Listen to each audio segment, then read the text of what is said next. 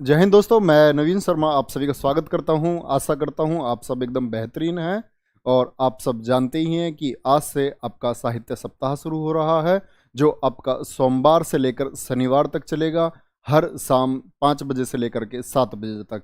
तो आपको बच्चे 6 दिन रोज 2 घंटे देने ही होंगे। आप जानते हैं कि भाई यूपीएसआई में साहित्य सप्ताह का इसका एक अहम योगदान रहेगा। और मैं बच्चे आपको विश्वास दिलाता हूं कि इस सप्ताह को अटेंड करने के बाद आपको साहित्य में, हिंदी साहित्य में कोई भी परेशानी रह नहीं सकती है। और आप जानते ही हैं कि भाई परीक्षाओं में, यानी कि अभी नज़दीकी परीक्षा की अगर हम बात करें, जेल वार्डन परीक्षा में साहित्य से काफ़ी प्रश्न पूछे गए।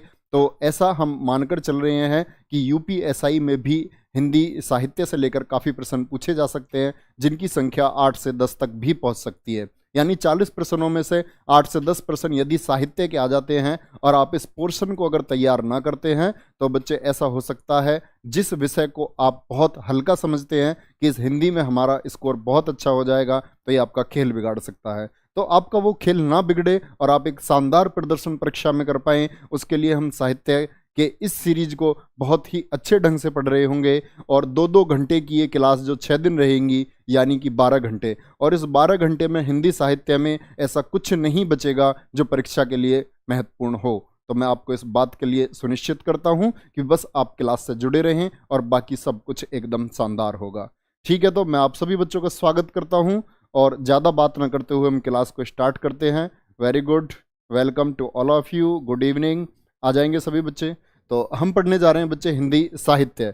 और हिंदी साहित्य के लिए सबसे ज़रूरी बात क्या है कि हम सबसे पहले ये जानें कि ये जो हिंदी भाषा है, इसका विकास किस तरह हुआ और अपने विकास को करते हुए ये आज के वर्तमान स्वरूप में किस तरह पहुंची, किस यहाँ तक पहुँचने में किन किन कवियों से, किन किन लेखकों से, किन किन कहानीकारों से, किन किन उपन्यासकारों से, किन किन एकांकी लेखकों से, किन किन निबंधकारों से होकर यह गुजरी है। यह सब हमको समझना होगा और हम बड़े आसान तरीके से समझेंगे, एकदम बेहतर तरीके से समझेंगे। बस ज़रूरत है आप फालतू की बातें और फालतू के प्रश्न ना करके जो चीज़ें मैं बता रहा हूँ एकदम शांति से पढ़ें और कॉपी पेन लेकर आप अपने तैयार हो जाइए। बड़े धैर्य के साथ आप इसे पढ़ेंगे और एकदम शांत तरीके से इसे हम पढ़ना शुरू करते हैं।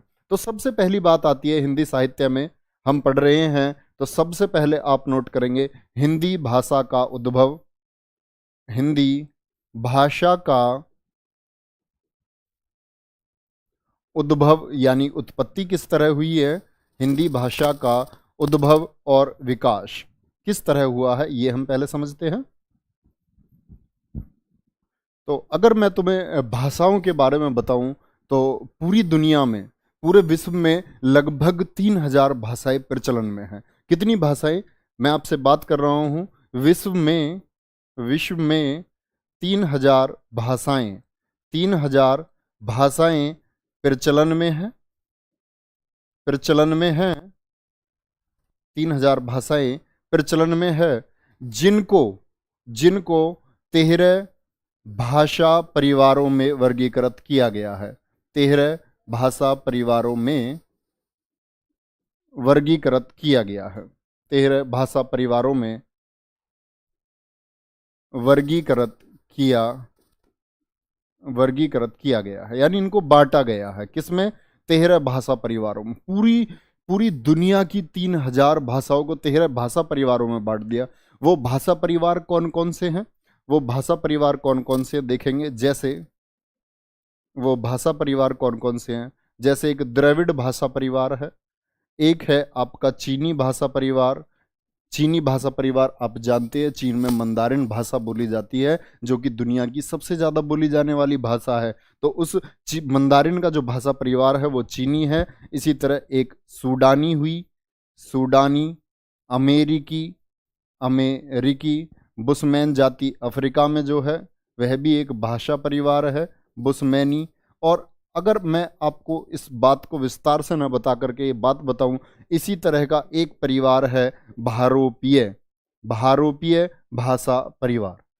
भारोपीय की अगर हम बात करते हैं बच्चे, भारोपीय भाषा परिवार की अगर हम बात करते हैं, तो भारोपीय को हम देखते हैं भारत और यूरोप से मिलकर बना है। किससे मिलकर बना है? भारत और यूरोप से मिलकर, यानी यूरोप की कुछ भाषाओं को मिलाकर ये एक परिवार बना है जिसको हम बोलते हैं भारोपीय। क्या बोलते हैं? भारोपीय। और इसी भाषा परिवार की भाषा है कौन? हिंदी। इसी भाषा परिवार की भाषा है। तो प्रश्न पूछा गया है हिंदी किस भाषा परिवार की सदस्य है? तो आपका जवाब होगा भारोपीय। भारोपीय परिवार की सदस्य है। अगर भारोपीय को मैं बताऊं, भारोपीय परिवार, इसकी 10 शाखाएं हैं। कितनी शाखाएं हैं? 10 शाखाएं हैं। और ध्वनि के आधार पर, ध्वनि के आधार पर, ध्वनि के आधार पर 2 वर्गों में बांटा गया है। 2 वर्गों में बांट सकते हैं। तो कुल 10 शाखाएं हैं और जो कि ध्वनि के आधार पर 2 वर्गों में बांटी जा सकती हैं। वे 2 वर्ग कौन से हैं? जिनमें से एक वर्ग है आपका सतम और एक वर्ग है केतुम। ध्वनि के आधार पर कौन से 2 हिस्सों में बांटी जाती है? एक है आपका सतम और एक है आपका केतुम। सतम और केतुम। अगर सतम की मैं बात करूं, सतम से कौन कौन निकले हैं? सतम से निकला है आपका भारतीय ईरानी, भारत ईरानी भाषा। भारत ईरानी भाषा किससे निकली है? ध्वनि के सतम वर्ग से। और केतुम से कौन कौन निकली है? जैसे आप बार बार पढ़ते होंगे ग्रीक भाषा में, इस शब्द की उत्पत्ति ग्रीक भाषा से हुई है। जर्मन भाषा है, जर्मन भाषा है। आप इटैलिक भाषा देखते, तिरछे अक्षर, इटली की इटैलिक भाषा, तो वो किससे है? केतुम परिवार से। किससे है? इस ध्वनि के आधार पर जो 2 वर्ग है उसमें केतुम वर्ग से ये इस तरह की भाषाओं का जन्म हुआ है। और भारत का भारोपीय परिवार की कौन सी शाखा है? उन 10 शाखाओं में से ध्वनि के आधार पर जो 2 वर्ग हैं उस सतम वर्ग से, कौन से वर्ग से? सतम वर्ग से उत्पन्न हुआ कौन? भारत ईरानी भाषाएं। कौन उत्पन्न होती हैं? भारत ईरानी भाषाएं। और इस भारत ईरानी भाषा से ही जन्म होता है अवेस्ता, संस्कृत का। किसका? संस्कृत का। दरअसल में हम संस्कृत से तो जान लेते हैं, लेकिन संस्कृत के पीछे की जो कहानी है वो मैं आपको समझा रहा हूँ। किसका जन्म हुआ? संस्कृत का। और संस्कृत का जन्म हुआ अवेस्ता में। क्या? अवेस्ता। ये अवेस्ता क्या है? अवेस्ता दरअसल में बच्चे ईरान का एक ग्रंथ था, ईरान का एक महाकाव्य था, जो कि 7वीं से 8वीं जो सदी थी उसमें लिखा गया।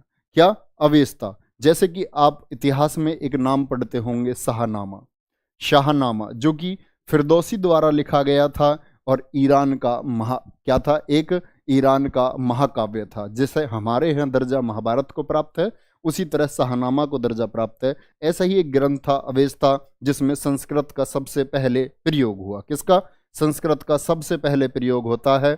और इसके बाद ये जो भारत ईरानी भाषा जिससे संस्कृत का जन्म हुआ, जिससे संस्कृत का जन्म हुआ, संस्कृत के बाद ये बन जाती है किसमें? एक तो सिर्फ भारतीय आर्य भाषा बचती है। इसके 3 हिस्से होते हैं। एक तो होती है भारतीय आर्य भाषा, भारतीय आर्य भाषा, एक बनता है दरद और एक बनता है ईरानी भाषा। ये भी जब विभाजित होती है तो लिखेंगे आप सभी किसमें विभाजित होती है? धुंधला दिख रहा है? धुंधला तो नहीं दिखना चाहिए शिवम, देखना एक बार, साफ नहीं दिख रहा है क्या? एक बार देखेंगे। वेरी गुड, क्लियर है। ध्यान से देखेंगे बच्चे। मैंने बताया भारतीय ईरानी भाषा 3 भाषाओं में बटी, एक भारतीय आर्य भाषा, एक दरद और एक ईरानी। आपको ये जानकर अजीब लग रहा होगा कि दरद क्या है, भारतीय आर्य भाषा क्या है, तो मैं पहले दरद के बारे में बता देता हूँ।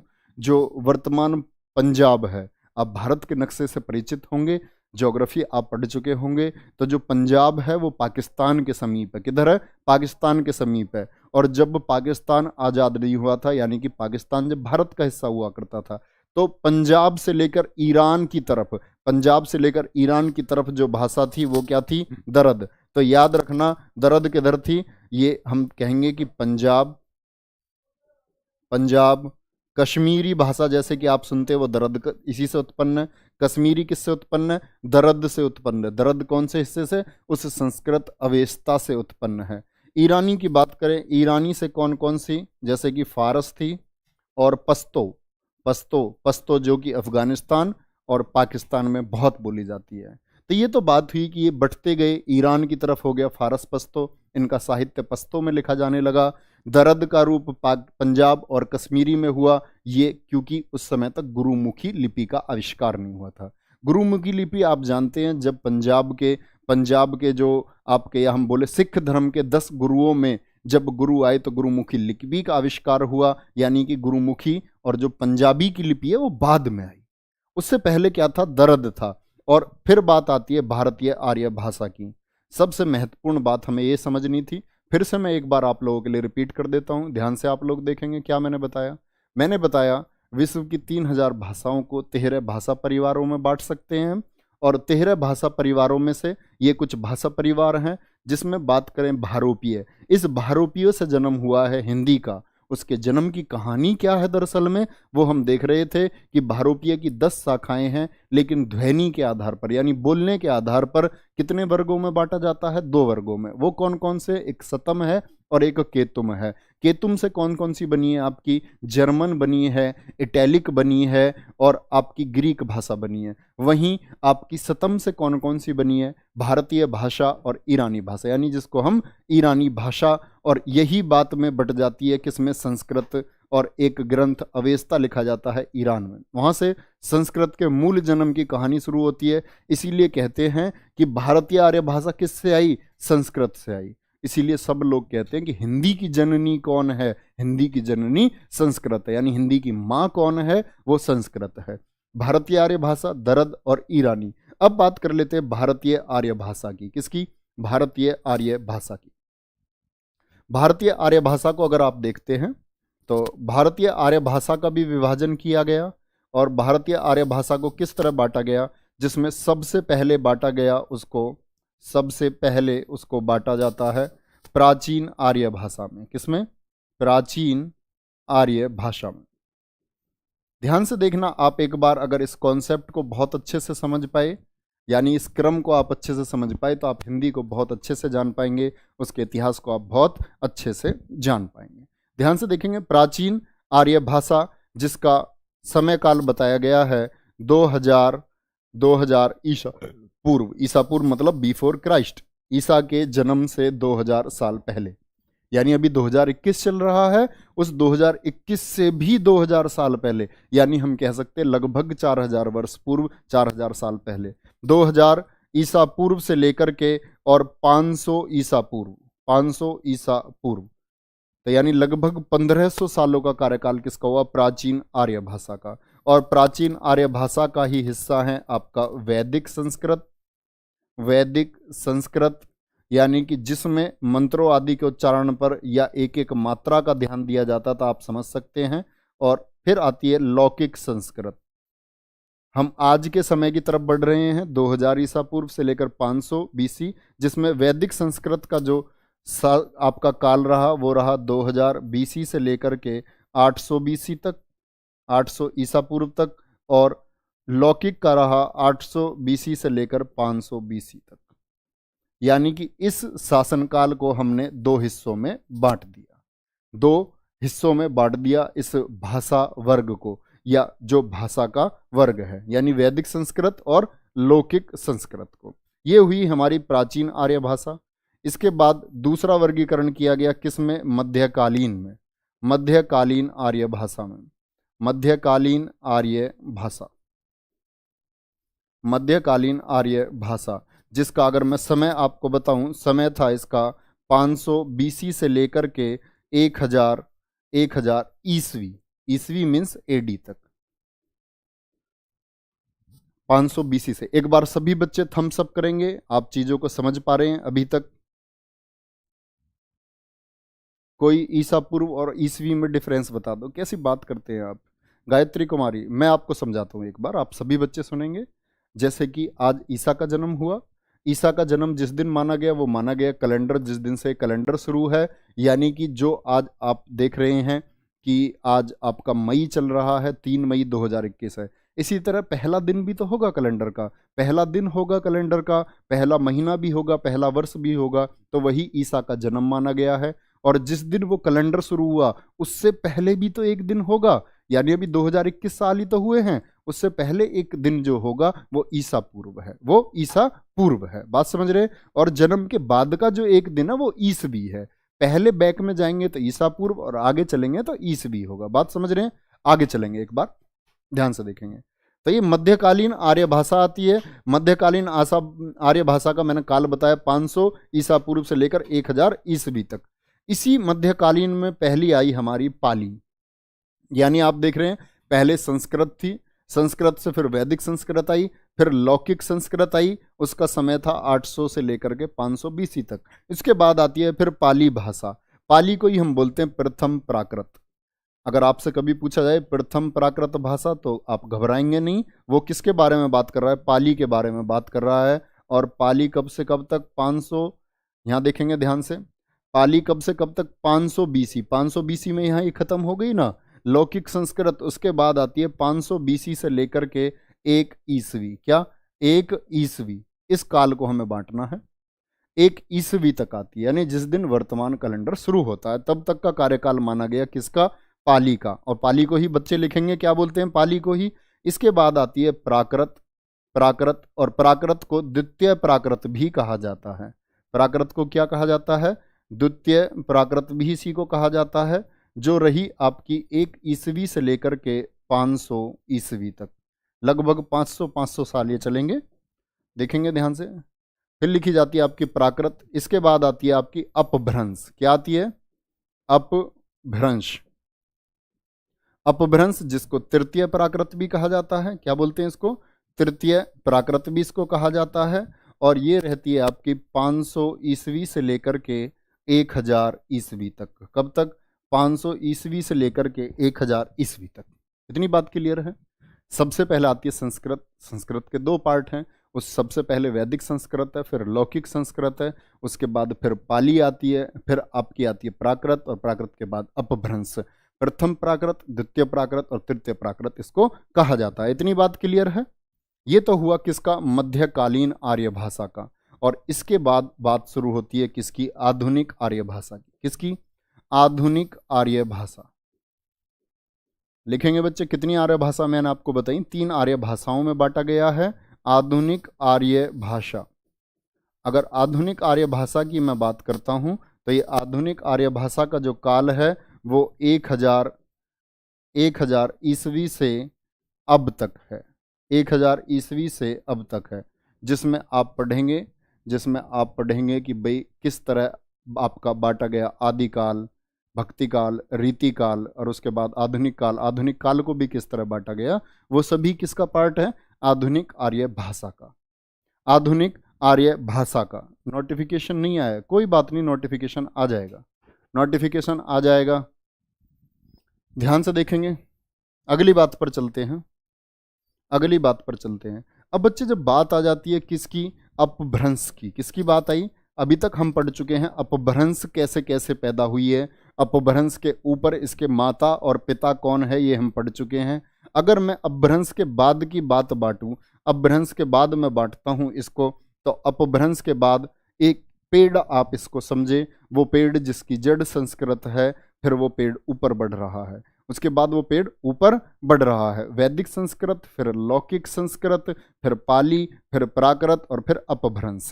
और इसके बाद अपभ्रंश को बांटते हैं हम किस में, ध्यान से देखेंगे सभी लोग। अपभ्रंश को बांट देते हैं हम किस किस में। पहला सबसे पहले बांटते हैं हम उसको, अपभ्रंश से निकली सौरसेनी अपभ्रंश। कौन सी अपभ्रंश, सौरसेनी अपभ्रंश। साथ के साथ बच्चे नोट करते रहेंगे, बड़ी धैर्य के साथ। हम भी बिल्कुल फुर्ती में नहीं पढ़ेंगे, 12 घंटे हमारे पास काफ़ी हैं, हम अच्छे से समझ सकते हैं। सारी परीक्षा के लिए जो जरूरी है हम उस सारी चीज़ों को कवर कर सकते हैं इन 12 घंटों में। तो ध्यान से देखेंगे, पहले कौन सा अपभ्रंश है, सौरसेनी अपभ्रंश। कौन सा, सौरसेनी अपभ्रंश। इसी तरह का एक अपभ्रंश है अर्धमागधी। कौन सा है, अर्धमागधी अपभ्रंश है, अर्धमागधी अपभ्रंश है।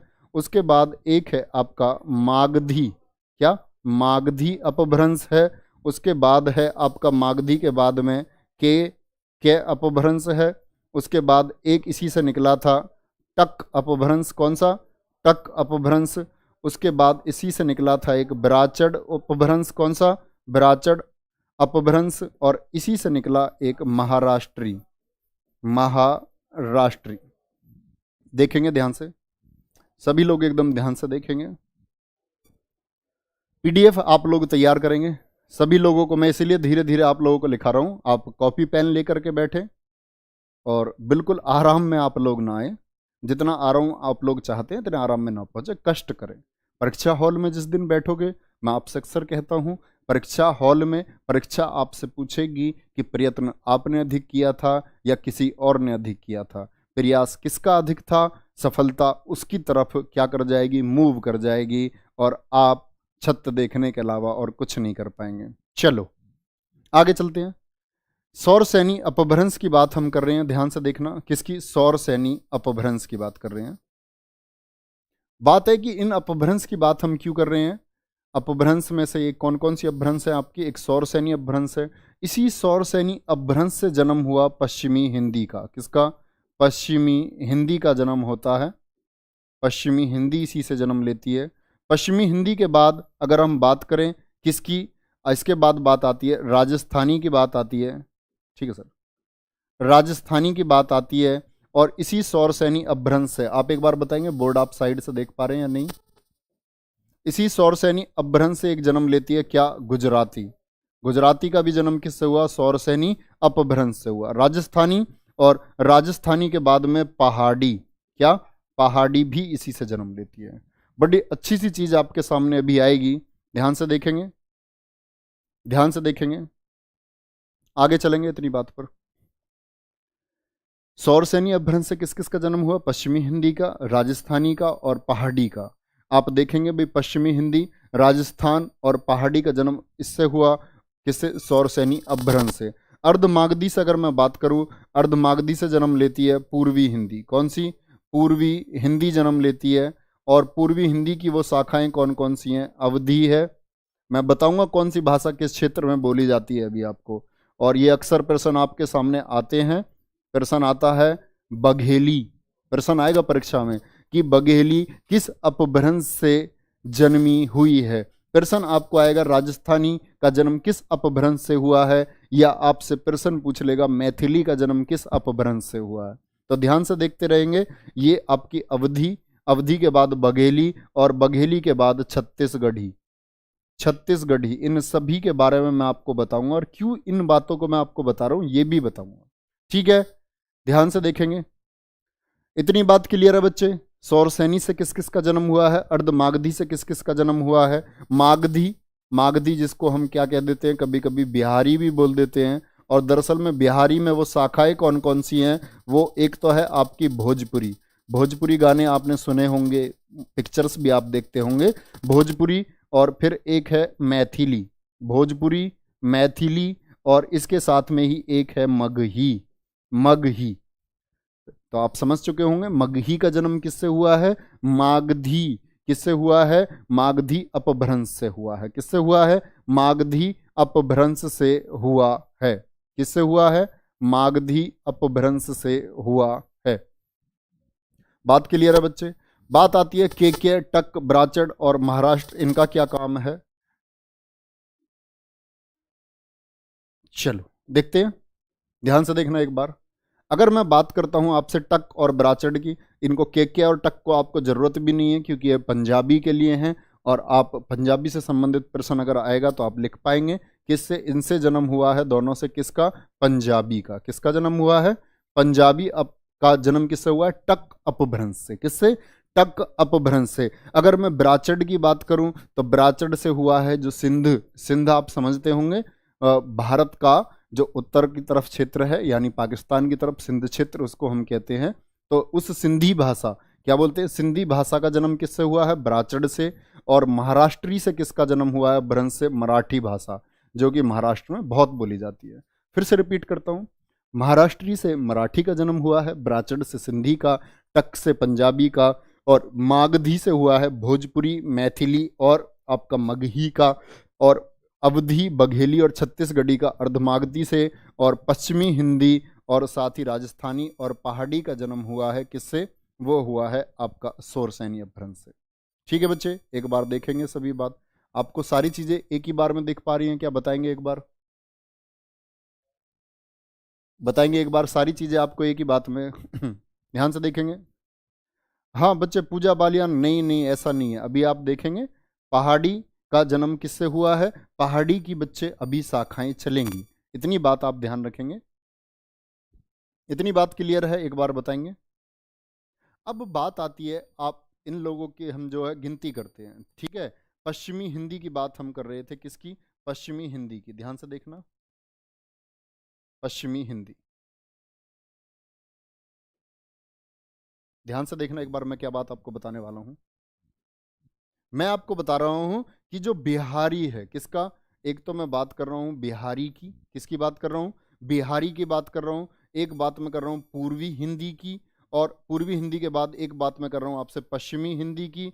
पश्चिमी हिंदी, पूर्वी हिंदी, बिहारी, और एक बात मैं कर रहा हूं आपसे राजस्थानी की, किसकी? राजस्थानी की। और एक बात मैं आपसे कर रहा हूं पहाड़ी की। कितनी हुई संख्या बताएंगे? संख्या बताएंगे कितनी हुई? संख्या एक बार बताएंगे, संख्या एक बार बताएंगे। अंकित भाटी निजामपुर, वेरी गुड मेरे शेर, बहुत शानदार। चलो इधर देखेंगे, मैं क्या बात आपको बता रहा हूं। कितने हुए? ये 5 हुए। 1 2 3 4 5। नोट करके यहीं लिख लेना, ये 5 उपभाषा समूह ही हिंदी कहलाते हैं। 5 उपभाषा समूह जो हैं, 5 उपभाषा समूह प्लस में 22 बोलियां। कितनी बोलियां? 5 ये उपभाषा समूह, और या हम बोल सकते हैं 22 बोलियां। इन 5 उपभाषा समूहों की 22 बोलियां होंगी, जिसको हम क्या बोलेंगे? हिंदी भाषा। जिसको हम बोल देते हैं ना हिंदी भाषा। तो आप हमेशा याद रखना, हिंदी भाषा से मतलब है ये 5 उपभाषा समूह और इनके अंदर आने वाली 22 बोलियां। कितनी बोलियां? 22 बोलियां। आवाज क्लियर आप सभी को? एक बार बताएंगे, एक बार बताएंगे। आवाज आप लोगों को क्लियर है? आवाज नहीं जा रही है साहब?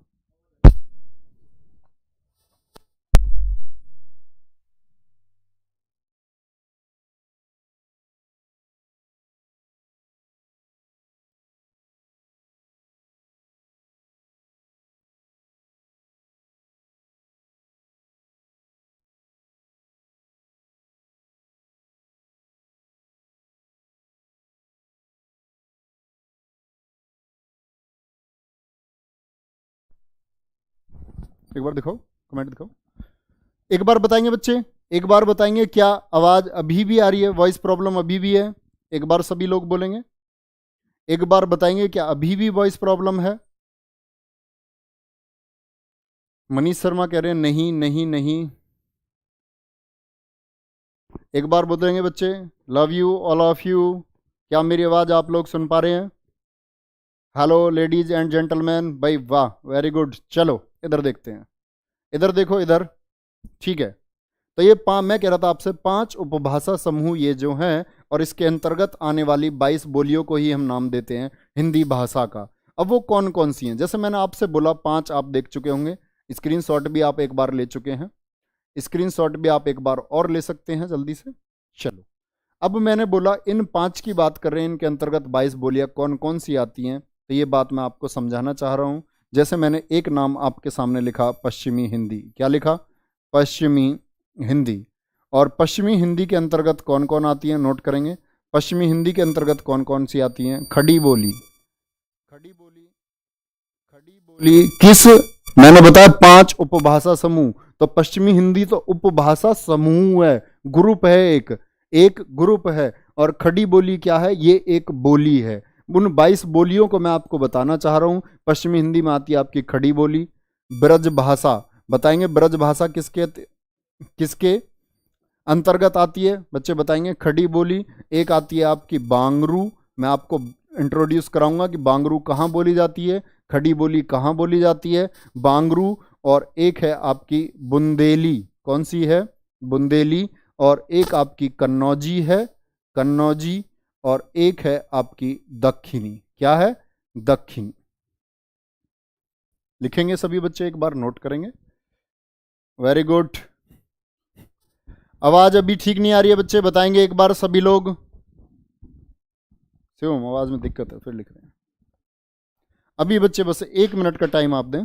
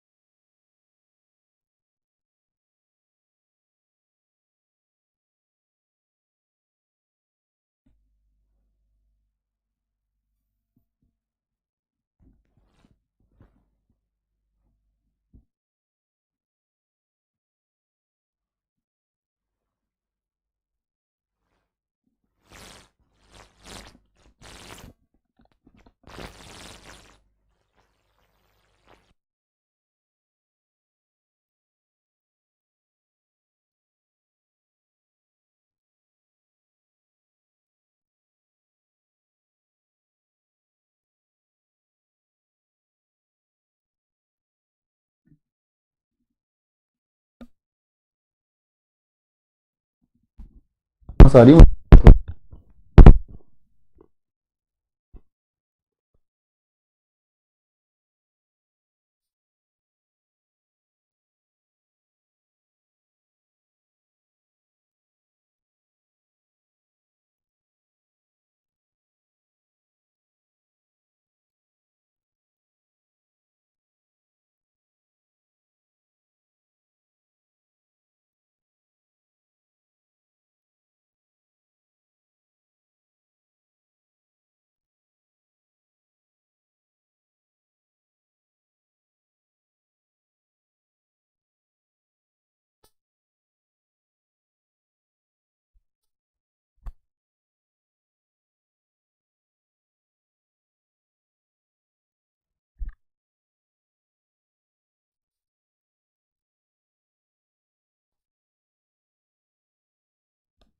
हेलो, एक बार बताएंगे सभी कि आप लोग मेरी आवाज़ सुन पा रहे हैं?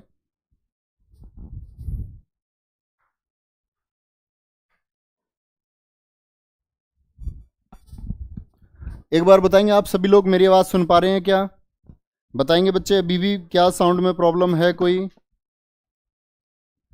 बताएंगे एक बार, सभी लोग बताएंगे क्या आवाज़ अभी ठीक है? एक बार थम्स अप करके बोलेंगे सभी लोग, ठीक है, ओके ओके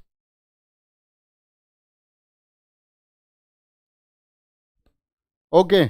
ध्यान से शुरू करते हैं बच्चे। खड़ी, मैं अब आपको बता रहा था, पश्चिमी हिंदी के अंतर्गत आती है आपकी खड़ी बोली, ब्रजभाषा, और एक आती है आपकी बांगरू। कौन सी बताया मैंने आपको? बांगरू, बुंदेली, कन्नौजी और दक्षिणी। इसके बाद मैं आपसे बात करता हूं किसकी? राजस्थानी की। राजस्थानी में किस तरह के प्रश्न पूछे गए हैं, ध्यान से समझना। प्रश्न पूछा गया है, मारवाड़ी, मारवाड़ी किस उपभाषा का भाग है? आप उत्तर देंगे राजस्थानी का। किसका उत्तर देंगे आप? राजस्थानी का। मारवाड़ी, और मारवाड़ी के अलावा एक है आपकी मेवाती। कौन सी? मेवाती, ढूंढाढ़ी, ढूं ढांढी, और एक है आपकी हांडौती। कौन सी? हांडौती। और फिर है आपकी एक मालवी। कौन सी है भाई? मालवी। और मालवी के अलावा एक है आपकी वागड़ी। कौन सी? वागड़ी। और एक है आपकी मेवाड़ी। यानी मेवाती और मेवाड़ी दोनों हैं। सभी के बारे में हम अभी बात करेंगे, सभी के बारे में अभी बात करेंगे, देखेंगे ध्यान से। राजस्थानी की बात हम कर रहे थे, अगर पहाड़ी की बात हम करें, किसकी? पहाड़ी से किस किस का जन्म हुआ है? जैसे एक है आपकी गढ़वाली, गढ़वाली, और मैं आपको ये बात याद करा चुका था कि गढ़वाली तो एक डांस भी है। कुमाऊनी, कुमाऊनी, और एक है पश्चिमी पहाड़ी। इनकी काउंटिंग करके आप मुझे एक बार बताएंगे कितनी हो चुके हैं, कितनी बोली हो चुकी हैं? इन बोली की काउंटिंग करके मेरे शेर आप मुझे बताएंगे फटाफट एक बार। ऐसे ही मैंने आपको बताया था क्या, एक मैंने आपको बताया था पूर्वी हिंदी। क्या बताया था? पूर्वी हिंदी। काउंटिंग कर चुके हैं आप, एक बार बताएंगे। 3, 3 6, 4 10, 4 14, 2 16। 16 आप इनकी गिनती कर पा रहे होंगे बोलियों की, कितनी बोली हो चुकी हैं? 16 बोली हो चुकी हैं। एक बार फिर से देखेंगे 17 कहाँ से हुई हैं? 1 2 3 4 5 6 7 8 9 10 11 12 13 14 15 16। अच्छा, अभी तुम पर गिनती भी नहीं आती? गिनती भी तुम्हें सिखानी पड़ेंगी भाई। तुम्हें मैं प्राइमरी स्कूल कैसे ले जाऊं बताओ? 16 ये हो चुकी, कितनी हो चुकी हैं? 16। इसके बाद आएंगे इधर, 16 किस किस की हुई हैं? 16 की अगर मैं बात करता हूं आपसे, वो पश्चिमी हिंदी, राजस्थानी और पहाड़ी की हुई हैं 16। पूर्वी हिंदी की कितनी है? 16 3 19। और बिहारी की कितनी है? 19 और 3 22। कितनी हो चुकी हैं? 22 बोली हो चुकी हैं। और 5 उपभाषा समूह, इस ग्रुप को ही हम नाम देते हैं क्या? मैंने बताया क्या नाम देंगे आप इसको? हिंदी भाषा। क्या नाम देंगे? बोलेंगे? आप बात समझ चुके हैं, ये मैंने क्या कॉन्सेप्ट आपको बताया था? 5 उपभाषा और 22 बोलियों का समूह। ये बात आप लोगों के लिए क्लियर है? एक बार थम्स अप करके बताएंगे। इसके बाद हम आगे बढ़ते हैं। फिर बच्चे बात आती है किसकी? प्रारंभिक काल की, जिसको मैं आधुनिक काल नाम दे रहा था। प्रारंभिक काल, जहाँ तक हमने बात को ख़त्म किया था वहीं से शुरू करते हैं। प्रारंभिक काल की अगर मैं बात आपको बताता हूँ, प्रारंभिक काल को अगर हम बांटें तो इसको बांट सकते हैं हम 1000 ईसवी, यानी कि वर्तमान में जो चल रहा है एडी 1000 ईसवी से लेकर के 1500 ईसवी। बोलेंगे सभी बच्चे एक बार जवाब देंगे। 1000 ईसवी से लेकर 1500 ईसवी, इतनी बात क्लियर है। 1000 ईसवी से लेकर के 1500 ईसवी तक जो आधुनिक काल है, किसको बांट रहे हैं हम? दरअसल में हम बांट रहे हैं आधुनिक काल को। आधुनिक काल को देखो, लेखक के अनुसार हम बाद में बांटेंगे कि शिव प्रसाद ने क्या बांटा, या आपका केशव सेन ने क्या बताया, या आचार्य रामचंद्र शुक्ल ने क्या उनका काल विभाजन किया, उसकी बात हम आगे कर रहे होंगे। अभी प्रारंभिक काल को हम बांट रहे हैं, किसको? आधुनिक काल को प्रारंभिक काल में, और उसके बाद फिर है आपका मध्यकाल। क्या है? मध्यकाल। मध्यकाल है आपका 1500 एडी से लेकर के ईसवी से लेकर के 1800 एडी, 1800 ईसवी तक। इसके बाद अगर मैं बात करूं आधुनिक काल, कौन सा? यानी कि ये आधुनिक काल जो है ये आर्य भाषा है। प्राचीन आर्य भाषा थी ना, ये आधुनिक आर्य भाषा की बात हम कर रहे हैं। किसकी? आधुनिक आर्य भाषा की। उस आधुनिक आर्य भाषा में एक है आपका आधुनिक काल। आर्य भाषा का हम बांट रहे थे ना प्राचीन में, फिर हमने मध्यकालीन आर्य भाषा में बांटा था। मध्यकालीन आर्य भाषा जिसमें हमने पाली प्राकृत की बात की थी, पाली प्राकृत की बात की थी, फिर अपभ्रंश की बात की थी। उसी तरह हम बांट रहे हैं। अपभ्रंश के बाद हम बात कर चुके हैं अपभ्रंश की सारी। अब बात आई आर्य भाषा आधुनिक किस तरह बटी हुई है। वो बटी हुई है आपकी प्रारंभिक काल में, फिर मध्यकाल में, और फिर आधुनिक काल में। आधुनिक काल कब से कब तक है? 1800 से लेकर अब तक। 1800 से लेकर अब तक है। 1800 से लेकर अब तक। हिंदुस्तानी कह रहे हैं बुलंदशहर यूपीएसआई वाले अपना नंबर सेंड करो। मैंने क्या बोला क्लास से शुरू में? क्लास की शुरुआत में मैंने आपको मेरे शेर बताया था, इस तरह की बातें आप नहीं करेंगे, नोट्स बराबर बनाते रहें, फालतू के कमेंट पर बिल्कुल ध्यान न दें। जरूरी कमेंट है उसको करें, ठीक है? और ये मोबाइल नंबर देने वाले जो भी हैं इनको ब्लॉक कर देना है, ठीक है? ओके, ये मोबाइल नंबर देने के लिए ना बच्चे, चैट के लिए, आपके जरूरी डाउट्स है उनको आप पूछ सकते हैं। ध्यान से देखो एक बार, ये बात किसकी हुई? नंबर देते यार, तुम समझदार हो, तुम तो बड़े हो चुके हो, तुम भी ऐसी बात करोगे।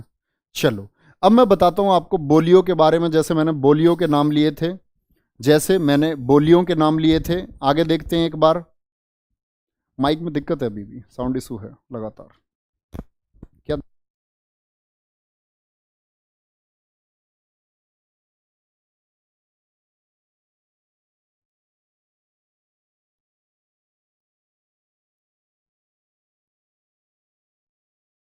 हेलो,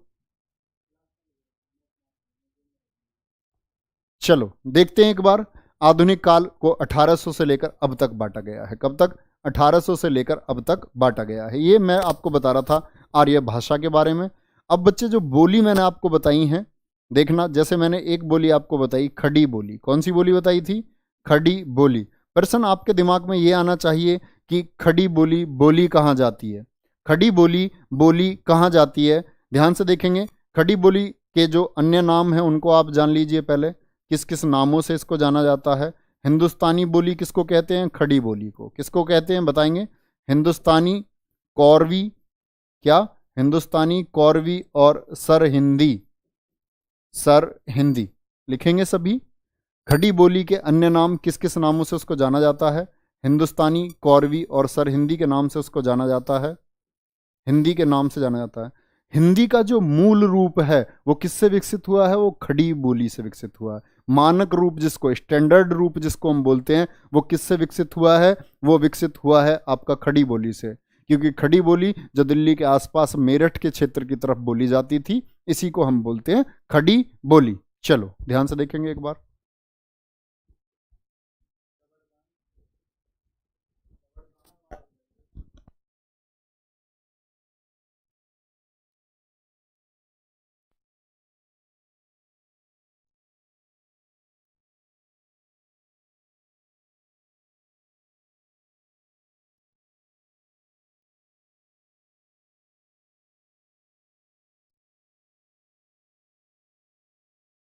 चलो, खड़ी बोली के अन्य नाम है, खड़ी बोली के अन्य नाम है क्या नाम है? हिंदुस्तानी, कौरवी और सरहिंदी। इसके बाद बात करते हैं किसकी?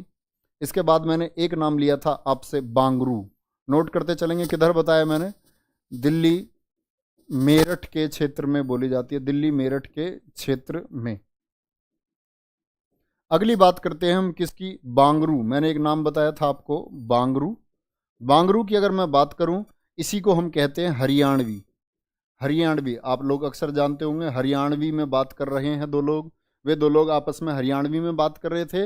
इस बात का मतलब वो कौन सी है आपकी बोली? वो बांगरू बोली है। कौन सी बोली है? बांगरू बोली है। कहाँ बोली जाती है? जैसे कि हरियाणा आप देखेंगे, रोहतक, रोहतक, हिसार या दिल्ली की तरफ, रोहतक, हिसार या दिल्ली की तरफ बोली जाती है। अभी बच्चे साउंड क्लियर है? हाँ बच्चे, सीरीज कंटिन्यू रहेगी, 6 दिन ये चलेगी। पीडीएफ कहीं नहीं मिलेगी आपको, पीडीएफ आपको खुद तैयार करनी है। पीडीएफ आपको खुद तैयार करनी है, मैं दोबारा इस बात को नहीं बताऊंगा, ध्यान से देखेंगे। बांगरू, क्या बोला मैंने? बांगरू। और इसके बाद जैसे मैंने एक नाम लिया था आपसे, ब्रज भाषा। क्या नाम लिया था? ब्रज भाषा।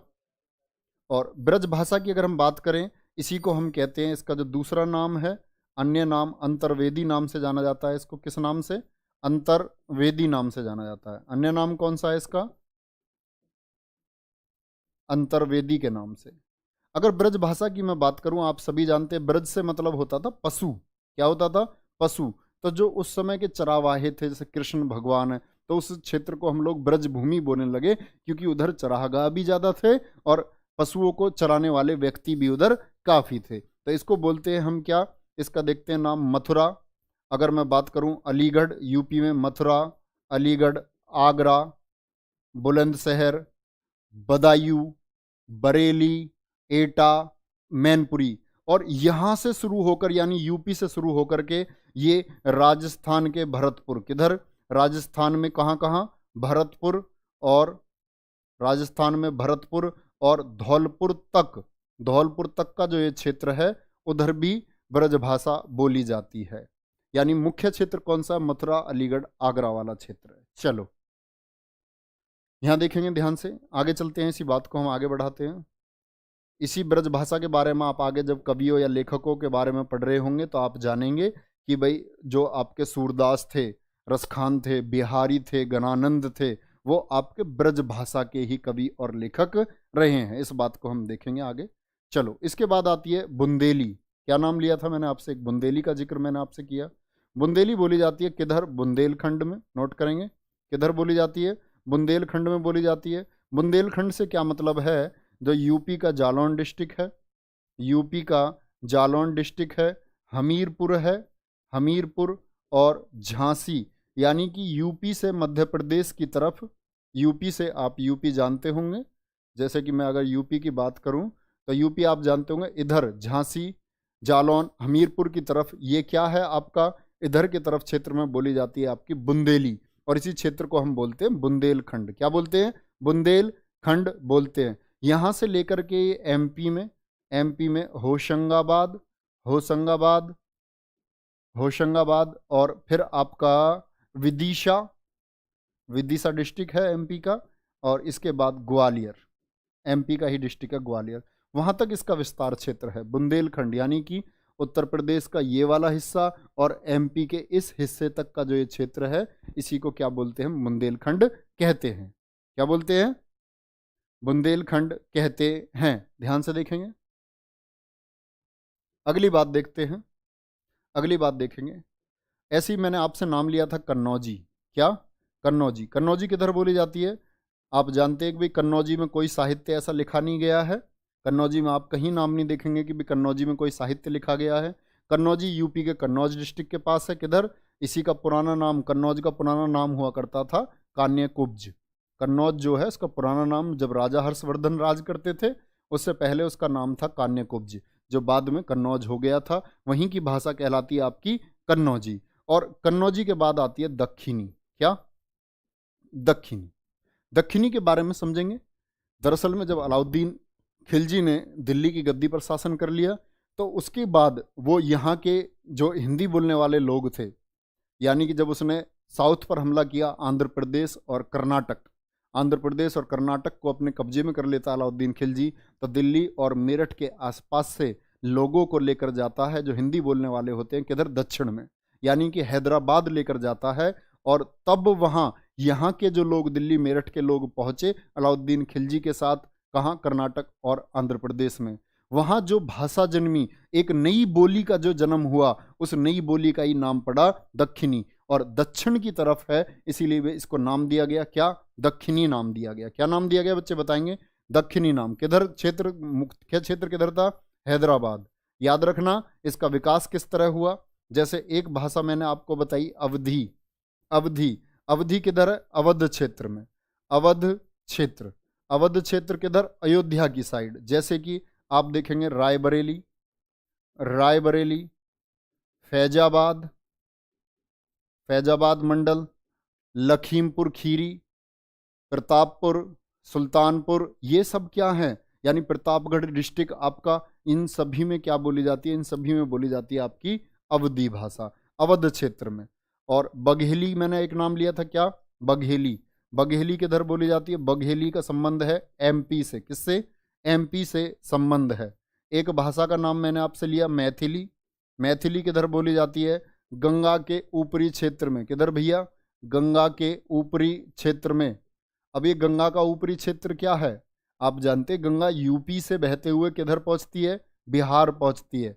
तो बिहार का वो क्षेत्र जो गंगा से ऊपर की तरफ है, यानी कि अगर बात करें वो क्षेत्र कौन सा है, जैसे बिहार में दरभंगा है, मुजफ्फरपुर है, पूर्णिया डिस्ट्रिक्ट है, पूर्णिया डिस्ट्रिक्ट है, मुंगेर है, क्या है, मुंगेर, भागलपुर जिला, कौन सा जिला है, भागलपुर जिला। ये सभी क्षेत्र क्या, यहाँ क्या बोली जाती है बच्चे, इधर बोली जाती है मैथिली। लिखेंगे मैथिली का मुख्य सेंटर किधर है, बिहार की तरफ। आप सिर्फ इतना, एक मुख्य जिला आपसे कभी परीक्षा में नहीं पूछा जाएगा, लेकिन फिर भी एक इमेज आप ध्यान रखेंगे कि मैथिली का संबंध बिहार से है, और बिहार में भी वो क्षेत्र कौन सा है, गंगा का ऊपरी क्षेत्र है। ये मैथिली की बात हुई। अगर मैं बात आपको बताता हूँ भोजपुरी की, अब भोजपुरी यानी कि जो राजा भोज थे, राजा भोज हालांकि साउथ के शासक थे, लेकिन उन्होंने बिहार की तरफ क्या बसाया था, एक भोजनगरी बसाई थी, और उसी भोजनगरी के नाम पर नाम पड़ा भोजपुरी का। और आज के समय तो आप जानते हैं कि भोजपुरी संगीत बड़ा फेमस हो रहा है, यानी कि क्या बोलता वो, मैंने आपको बताया पहले भी, क्या बोलता है कि कुछ बताया था मैंने, मोमोज चाउमीन खाएंगे, नेपाल में बस जाएंगे, प्यार करके भागे हैं घर से, बिहार लौट नहीं पाएंगे। तो भोजपुरी गाने तो आप जानते, केसरी लाल यादव जैसे सिंगर। तो ये भोजपुरी किधर है, राजा भोज की नगरी में आपको बता रहा था, यानी कि यूपी में भी इसका विस्तार है। यूपी के बनारस से लेकर के, बनारस और गुड्डू भैया का मिर्जापुर, और बनारस मिर्जापुर से लेकर जौनपुर, और यूपी के लास्ट की तरफ अगर हम बढ़े, बलिया सोनभद्र की तरफ बढ़ते हुए हम पहुंचते हैं, और जैसे कि गोरखपुर है, गोरखपुर। तो ये यूपी का जो पूर्वी हिस्सा है, और बिहार के कुछ क्षेत्र में क्या बोली जाती है, भोजपुरी बोली जाती है। क्या बोली जाती है, भोजपुरी बोली जाती है। बात समझ रहे हैं बच्चे, वेरी गुड। ये हुई ना बात, दीपक वर्मा एकदम ठीक कह रहे, भोजपुरी सबसे अधिक बोली जाती है। चलो, हाँ, भोजपुरी का काफ़ी परसेंटेज, जैसे हिंदी की अगर हम बात करें ना, हिंदी भारत में लगभग 55% लोग बोलते हैं, उसी तरह भोजपुरी का भी काफ़ी अच्छा प्रतिशत है। अगर मगही की बात करूं, मगही कहाँ बोली जाती है, मगही का क्षेत्र कौन सा है, पटना और गया, पटना और गया यानी बिहार के डिस्ट्रिक्ट हैं। इसके बाद बात करते हैं, जैसे मैंने बताया राजस्थानी में एक नाम लिया था मैंने, मारवाड़ी, क्या, मारवाड़ी। तो याद रखना किधर है, जैसलमेर, जैसलमेर और बीकानेर क्षेत्र की तरफ क्या बोली जाती है आपकी, मारवाड़ी बोली जाती है। यही बाड़मेर में भी बोली जाती है, और हरियाणा बॉर्डर पर स्थित है ना आपका महेंद्रगढ़, हनुमानगढ़ तक भी इसका कुछ प्रसार है, बहुत कम मात्रा में, लेकिन मुख्य रूप से कहाँ बोली जाती है, जैसलमेर में, बीकानेर में, और आपका किधर, हनुमानगढ़ में, हनुमानगढ़ में, बाड़मेर डिस्ट्रिक्ट में क्या बोली जाती है, मारवाड़ी बोली जाती है। एक मैंने नाम लिया था आपसे ढूंढाढ़ी, ढूंढाढ़ी ये किधर है, जयपुर के, जयपुर के आसपास है, जयपुर के आसपास। अगर आप राजस्थान का भौगोलिक संरचना देखेंगे तो जयपुर में एक नदी बहती है, ढूंढ नदी। कौन सी नदी बहती है जयपुर में, ढूंढ नदी बहती है, उसी के नाम पर इसका नामकरण हुआ है। ढूंढा ढी। अगली बात करते हैं, एक नाम मैंने आपसे लिया था बोलियों में, हांडोती। हांडोती, हांडोती किधर बोली जाती है? ये दरअसल में जयपुर से लेकर के जैसलमेर तक फैली हुई है। और ये हांडोती नाम जो पड़ा है, दरअसल में राजस्थान के राजपूत थे, राजपूत शासक रहे हैं, हांडा राजपूत। क्या बोलते थे? हांडा राजपूत, उन्हीं के नाम पर नोट कर लेना। हांडा राजपूतों का जो वर्चस्व था, उसी के आधार पर इसका नामकरण हुआ है, हांडा राजपूतों के वर्चस्व के कारण। अगली बात, स्थान क्षेत्र क्या है आपका? वही उदयपुर भरतपुर। किधर? उदयपुर और भरतपुर। ठीक है, आगे चलते हैं। ऑफलाइन नहीं खुला हुआ है बच्चे, अभी कहीं भी ऑफलाइन नहीं खुला हुआ है, ऑफलाइन नहीं खुला हुआ है मेरे शेर अभी। आगे चलते हैं, अगली बात को करते हैं, अगली बात पर पहुंचते हैं हम। एक बार थम्स अप करेंगे। ये जो मैं आपको बता रहा था कि कहाँ विकसित हुई हैं, कौन सी बोली कहाँ बोली जाती है, तो एक इमेज आप लोग बना पाए होंगे, एक इमेज आप लोग विकसित कर पाए होंगे। एक बार सभी बच्चे थम्स अप करेंगे और फिर हम आगे क्लास को बढ़ाते हैं। आगे चलते हैं बच्चे क्लास में। पहले सभी बच्चे क्लास को एक बार लाइक एंड शेयर ज़रूर करेंगे और उसके बाद क्लास को आगे लेके चलते हैं। ध्यान से देखेंगे। चलो, आगे आती है बात किसकी? हेडिंग लिखेंगे हिंदी की व्युत्पत्ति। किसकी? हिंदी की व्युत्पत्ति। हिंदी की व्युत्पत्ति। और हिंदी का अर्थ दरअसल में क्या है? कहाँ से हिंदी आई? क्या मूल कारण थे व्युत्पत्ति? लिखेंगे। एक आपके हिंदी के साहित्यकार हुए हैं, हिंदी के जानकार हुए हैं, नाम है डॉक्टर भोलानाथ तिवारी। क्या नाम है? डॉक्टर भोलानाथ तिवारी। और डॉक्टर भोलानाथ तिवारी जी क्या कहते हैं? भोलानाथ तिवारी जी का ये कथन है कि ये जो हिंदू शब्द है, क्या? हिंदू शब्द, मैं आपको बताऊंगा कि हिंदू से ही हिंदी बनी है और हिंदू बना है सिंधु से, ये बात हम कर रहे होंगे।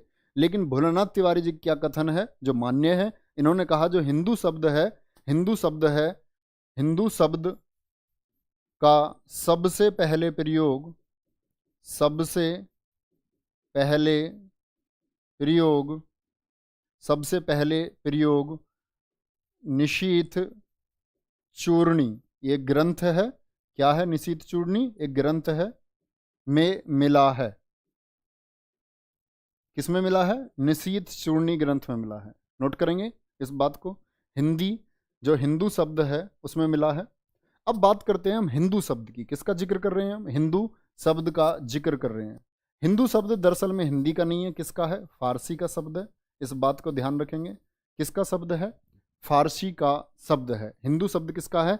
फारसी का शब्द है। और आगे देखते हैं किसका शब्द है?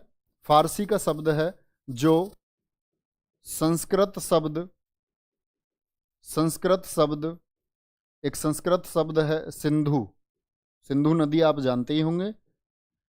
हिंदू शब्द फारसी का शब्द है। किसका शब्द है? फारसी शब्द है जो संस्कृत शब्द हिंदू सिंधु का, सिंधु का फारसी रूपांतरण है। क्या है? फारसी रूपांतरण है, फारसी रूपांतरण है। ये संस्कृत शब्द आप बात समझ चुके होंगे। हिंदू किससे बना है? सिंधु से बना है। सिंधु तो आपका शब्द है, क्योंकि आप जानते हैं जो फारसी लोग थे वो से को कभी से बोल नहीं पाए। से को उन लोगों ने क्या बोला? से को उन लोगों ने बोला है। से को उन लोगों ने क्या बोला? ध्यान से देखना है। जैसे वो लोग सड़क थी, सड़क को वो लोग क्या कहते थे? सड़क को वो लोग बोलते थे हड़क। और शब्द था शीरा, शीरा को वो लोग क्या बोलते थे? हीरा। उसी तरह सिंधु को उन लोगों ने क्या बोला? हिंदू बोला। क्या बोला? सिंधु को उन लोगों ने हिंदू बोला। बात क्लियर है? सिंधु को वो लोग क्या नाम दे देते हैं?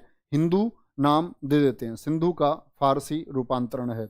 इसके बाद अगली देखेंगे क्या रूप रहा। हिंदू से बनता है क्या? हिंद।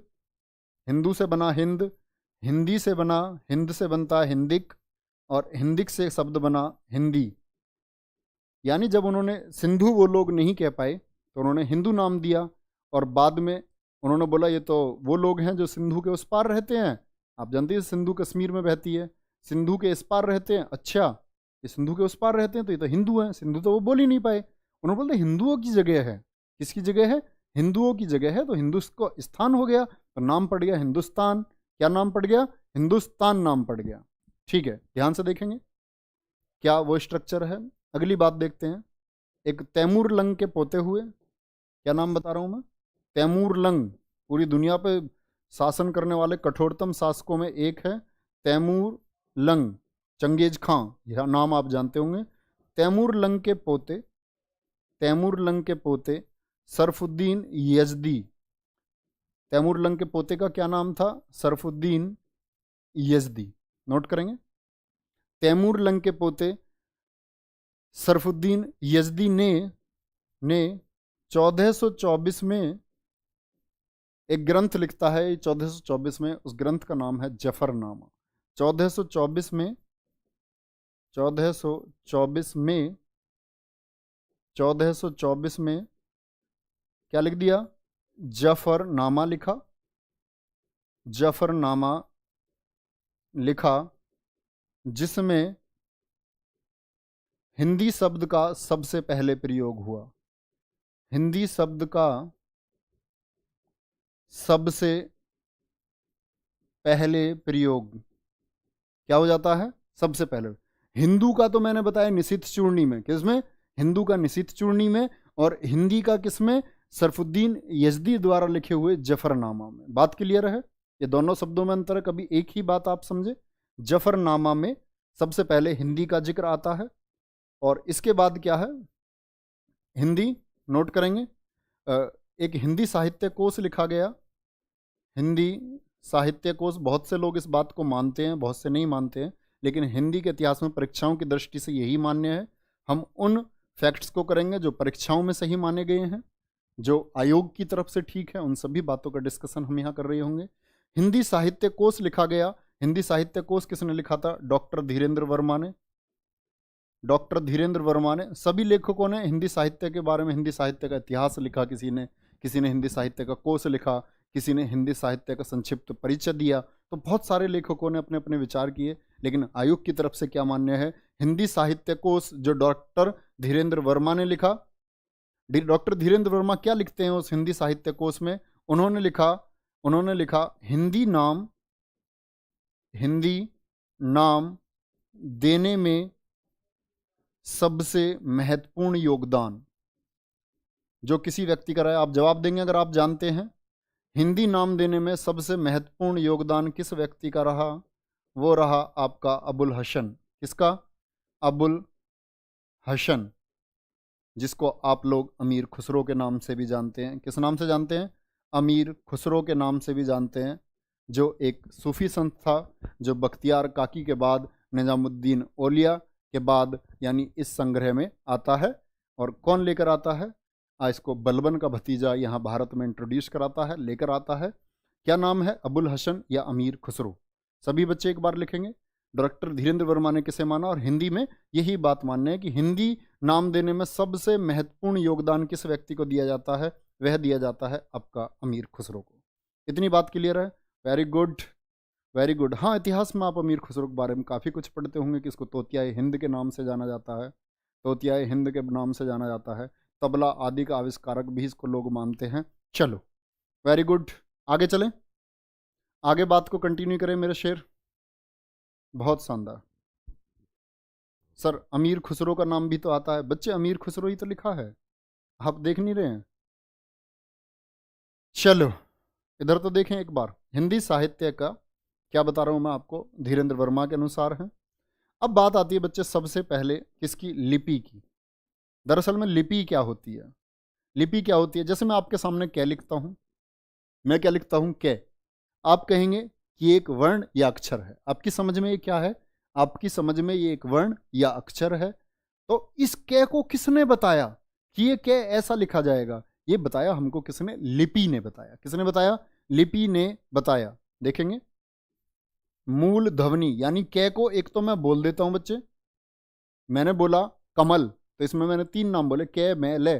कै की एक तो ध्वनि है, आवाज है, लेकिन वो कै लिखा कैसे जाएगा? बोलना अलग है, लिखना अलग है। क्या बोला? मूल ध्वनि के लिए, मूल ध्वनि के लिए जो चिन्ह माने गए, वो क्या होते हैं? वो तो होते हैं वर्ण। ये मैं आपको वर्णमाला में बहुत अच्छे से पढ़ा चुका हूँ। वर्णमाला में मैंने एक एक चीज का आपको बता चुका हूँ कि ध्वनि और वर्ण में क्या अंतर है, वर्ण और अक्षर में क्या अंतर है। मूल ध्वनि के लिए जो चिन्ह माने गए हैं उसको हम बोलते हैं वर्ण।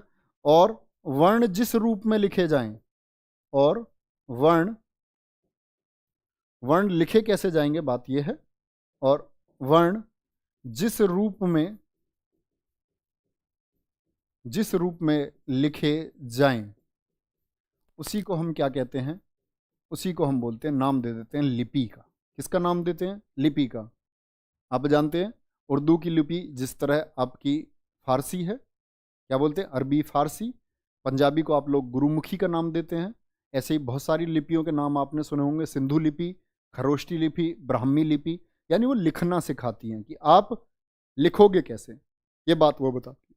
और वर्ण जिस रूप में लिखे जाएं उसी को हम क्या बोलते हैं? लिपि बोलते हैं। अगर मैं लिपि को आपको बात बताऊं, भारत में कितनी लिपियां हैं, अगर मैं आपसे प्रश्न पूछूं तो आपका जवाब होगा भारत में लिपियां 3 वर्गों में विभाजित हैं। किस में विभाजित हैं? 3 वर्गों में विभाजित हैं। कितने में? 3 वर्गों में विभाजित हैं। नंबर 1 कौन सी है आपकी? सिंधु लिपि। कौन सी है मेरे शेर? लिखेंगे सिंधु लिपि। सिंधु लिपि, सिंधु लिपि। अगली बात करते हैं, नंबर 2 में कौन सा है आपका? खरोष्ठी लिपि। ये भारतीय लिपियां हैं, खरोष्ठी लिपि। नंबर 3 में आपको बात बताऊं तो ब्राह्मी लिपि। क्यों महत्वपूर्ण है, क्यों इनकी बात हम कर रहे हैं? क्योंकि इनके बिना बहुत कुछ अधूरा है। सिंधु लिपि, फिर बात कर रहा हूं मैं खरोष्ठी लिपि की, और फिर ब्राह्मी लिपि की। किसकी? ब्राह्मी लिपि की। इसी ब्राह्मी लिपि से जन्म हुआ है, ब्राह्मी लिपि से जन्म हुआ है। ध्यान से देखना, मैं खरोष्ठी लिपि को भी आपको भी बताऊंगा। ब्राह्मी लिपि से इससे जन्म हुआ है। जैसे इसकी एक थी आपकी दक्षिणी शैली ब्राह्मी लिपि की, और एक थी इसकी उत्तरी शैली। शैली मतलब टाइप, प्रकार, ढंग। शैली दरअसल में हम बोलते हैं ढंग को। एक इसका ब्राह्मी लिपि का उत्तरी ढंग था, एक था दक्षिणी ढंग। और इस दक्षिणी ढंग से किस किस का जन्म हुआ? तेलुगु। किसका? तेलुगु, तमिल, यानी जो साउथ है, साउथ में जो लिखने का तरीका है, तमिल, तेलुगु या कन्नड़ बोल दें। केरल की क्या? कन्नड़ बोल दें हम। कन्नड़ दक्षिणी शैली से ही जन्म हुआ है उसका। और बात करें उत्तरी शैली से किसका जन्म हुआ? उत्तरी शैली से जन्म हुआ देवनागरी का। देवनागरी का जन्म हुआ है। किसका होता है? देवनागरी का। और ये सबसे पहले नगरों में प्रचलित हुई भाषा, और पाटलिपुत्र के पास इसका जन्म हुआ। और पाटलिपुत्र को उस समय नगर नाम से संबोधित किया जाता था, और शासक चंद्रगुप्त का नाम दिया जाता था देव। जो चंद्रगुप्त मौर्य थे, मौर्य वंश के, उनको पुकारा जाता था देव नाम से। देव नाम से पुकारा जाता था, तो उसी के नाम पर क्या दिया गया? देवनागरी नाम दिया गया। कुछ विद्वान कहते हैं कि गुजरात के जो नागर ब्राह्मण थे उनके नाम पर इसको नाम दिया गया है। लेकिन सबसे अधिक साक्ष्य मिलते हैं किस बात के? सबसे अधिक साक्ष्य मिलते हैं किसके? देव, चंद्रगुप्त मौर्य, और नागरी यानी पाटलिपुत्र नगर। और नगर में ही ये सबसे पहले बोली गई। देवनागरी लिपि क्या है? आपने कै खे गे लिखते हैं ना आप, ये देवनागरी लिपि ने ही सिखाया कि ये कै खे गे घे हैं। बात समझ रहे हैं? चलो आगे ध्यान से देखेंगे। अभी कितनी और क्लास है? अभी तो क्लास बच्चे 1 घंटे कुछ मिनट की ही हुई होगी। अभी तो क्लास 7 बजे छोड़ देंगे तो मैं करेक्ट। 45 मिनट और धैर्य के साथ एक बार थम्स अप करेंगे, और एक ऊर्जा प्रवाहित करेंगे, और एक ऊर्जा के साथ दिखाएंगे कि हाँ आप अपनी पहचान बताओ। मैं आपसे अपनी पहचान पूछता हूं ना, आपकी अपनी पहचान लिख कर भेजो। भावी नहीं, भावी नहीं होना चाहिए। सब इंस्पेक्टर अपने नाम के आगे सब इंस्पेक्टर लिखो, और फिर अपना नाम लिखो। आगे लिखेंगे, एक बात नोट करके लिखना है। नोट करके एक बात लिखना। क्या लिख रहा हूं मैं? देवनागरी लिखो। सर्वप्रथम प्रयोग, देवनागरी लिपि का जो सर्वप्रथम प्रयोग हुआ, देवनागरी लिपि का सर्वप्रथम प्रयोग कौन करता है? गुजरात का एक शासक है। गुजरात के शासक लिखेंगे। देवनागरी लिपि का सर्वप्रथम प्रयोग किसने किया? गुजरात के शासक हुए। गुजरात के शासक हुए। गुजरात के शासक, क्या नाम है उनका? शासक का नाम है जयभट्ट। जयभट्ट। इनके द्वारा जो शिलालेख लिखवाए गए गुजरात के शासक जयभट्ट के द्वारा, उन पर सबसे पहला प्रयोग मिलता है किसका? देवनागरी लिपि का। देवनागरी लिपि का। जैसे कि खरोष्ठी के बारे में मैं जिक्र क्यों नहीं कर रहा हूं अभी आपसे। खरोष्ठी का जो जिक्र मिलता है, जैसे कि आप अगर इतिहास में पढ़ते हो, शाहबाज गढ़ी का जो शिलालेख था, जो आपका मानेसरा का शिलालेख था, जो अशोक के शिलालेख थे, वो मिले थे किसमें? खरोष्ठी लिपि में। उसका हिंदी से कोई मतलब नहीं है, हमको फोकस करना है किस पर? देवनागरी लिपि पर। देवनागरी लिपि जो कि हिंदी भाषा की लिपि है। किसकी लिपि है? हिंदी भाषा की लिपि है। हर भाषा की अपनी लिपि होती है, हिंदी की है देवनागरी लिपि। आगे बढ़ाते हैं बात को। सभी बच्चे तैयार हैं आगे बढ़ने के लिए? आगे चलें। इतनी बात आप लिख चुके होंगे। लिखेंगे देवनागरी लिपि में सुधार। किस तरह देवनागरी लिपि में सुधार हुए? देवनागरी लिपि में सुधार किस तरह सुधार होते हैं? सबसे पहला सुधार हुआ इसमें 1904 में बाल गंगाधर तिलक द्वारा। किसके द्वारा? बाल गंगाधर तिलक के द्वारा। जैसे आप में से कुछ लोग अगर टाइपिंग का ज्ञान रखते होंगे तो आप देखते होंगे कुछ फॉन्ट्स होते हैं कृतिदेव फॉन्ट्स, जो किसी व्यक्ति के नाम पर रखे जाते हैं। तो इसी तरह 1904 में बाल गंगाधर तिलक ने 190 जो टाइपिंग थी उसमें से 1904 में इन्होंने क्या 190 टंकण, यानी कि जो टाइपिंग होती है टंकण फॉन्ट लॉन्च करे, जिनको आज किस नाम से जाना जाता है? तिलक फॉन्ट के नाम से जाना जाता है। और वो तिलक फॉन्ट किस पर आधारित थे? देवनागरी लिपि पर आधारित थे। किस पर आधारित थे? देवनागरी लिपि पर आधारित थे। वेरी गुड, बहुत शानदार प्रदीप गुप्ता, एकदम बहुत शानदार। चलो 1904 में क्या होता है? तिलक फॉन्ट लॉन्च होते हैं। सावरकर बंधु महाराष्ट्र के दो बंधु थे, महाराष्ट्र के लोग थे सावरकर बंधु। इन्होंने क्या काम कर दिया? ए की 12 खड़ी, ए की 12 खड़ी, ए की 12 खड़ी को सामने लेकर आए। और बहुत से हिंदी साहित्य में लोग सब कुछ पढ़ लेते हैं, वर्णमाला का उन्हें पूर्ण ज्ञान होता है। दरअसल में बच्चे यह तक नहीं जानते कि 12 खड़ी क्या होती है। और 12 खड़ी जब बच्चे की प्राइमरी कक्षा में पढ़ाई शुरू होती है तो उस समय जो पढ़ाई शुरू होती है सरकारी विद्यालयों में वह होती है 12 खड़ी से शुरू। किससे होती है? 12 खड़ी। 12 खड़ी कौन सी हैं? जैसे कि आप तेहरा स्वर जानते हैं, तेहरा स्वर आप जानते हैं। तेहरा कब होते हैं? जब अनुस्वार और विसर्ग को उसमें शामिल कर लिया जाता है। तो जैसे कि ये ए है, आ, ई, दीर्घी, उ, दीर्घ उ। इसके बाद क्या है आपका? फिर री है, क्या है? री है। फिर ए, आई, ओ और आपका औ। ध्यान से देखेंगे एक बार। 12 खड़ी में आपको समझा रहा हूँ 12 खड़ी क्या होता है, आज के बाद मत भूलना। इसके बाद आपका ए अनुस्वार क्या होता है? ए अनुस्वार और ए विसर्ग होता है। ए अनुस्वार और ए विसर्ग। अगर मैं बोल दूं के, तो इस के में क्या शामिल है? मैं आपको वर्णमाला में सिखा चुका हूं, इस के में ए हमेशा मौजूद है। एक आगत भी होता है। बच्चे आगत बात समझेंगे, आगत विदेशी है, आगत की बात नहीं कर रहे, हम हिंदी भाषा की बात कर रहे हैं। के और फिर होगा का, और फिर के पर छोटी की मात्रा, के पर बड़ी की मात्रा, कु, कु। री नहीं होता है, क्या नहीं होता है? री नहीं होता है। के और फिर आपका कई, को और कऊ, के अनुस्वार और के विसर्ग, यानी कि किसी के आगे भी आप इनको लगा लो। 1 2 3 4 5 6 7 8 9 10 11 12 13। 13 में से कौन गया? री। 12 खड़ी में नहीं आता है। समझ चुके हैं 12 खड़ी किस तरह निर्माण होते हैं। ख के साथ भी आप निर्माण कर सकते हैं, इसी को बोलते हैं 12 खड़ी। किसने इंट्रोड्यूस करवाई? महाराष्ट्र के सावरकर बंधुओं ने। और गांधी जी की जब पत्रिका छपी हरिजन पत्रिका, उसमें सबसे पहले प्रयोग हुआ इनका। किसका? 12 खड़ी का प्रयोग होता है। आगे चलते हैं। एक हुए आपके, तीसरा क्या विकास हुआ? डॉक्टर श्याम सुंदर दास। कौन हुए? डॉक्टर श्याम सुंदर दास। डॉक्टर श्याम सुंदर दास ने क्या किया? आप पंचमाक्षर जानते होंगे। पंचमाक्षर यानी कि जो 5वां ग्रुप है, अंगा और फिर क्या है? इया, फिर अणे, फिर ने और फिर मैं। डॉक्टर श्याम सुंदर दास वो व्यक्ति है जिसने क्या बोला? इन्होंने बोला पंचमाक्षर की जगह अनुस्वार, किसका? अनुस्वार का प्रयोग करो। किसका? अनुस्वार का प्रयोग किया जाए। वो व्यक्ति कौन था? श्याम सुंदर दास। जैसे मैंने आपको बताया था, अगर क्लास में ध्यान हो, कै खे गे जै फै, ये 5 क्या हैं? ये आपकी ध्वनि भार से आई हुई हैं, जिसके बारे में किसने बताया था? राजा शिवप्रसाद सितारे हिंद ने। चलो आगे चलते हैं। इसके बाद बात आती है भाई राजभाषा की। किसकी बात आती है? राजभाषा की बात आती है। टॉपिक लिखेंगे अपना, हेडिंग लिखेंगे छोटा सा, बहुत महत्वपूर्ण बात है, परीक्षा में अक्सर प्रश्न इससे पूछ लिया जाता है, राजभाषा।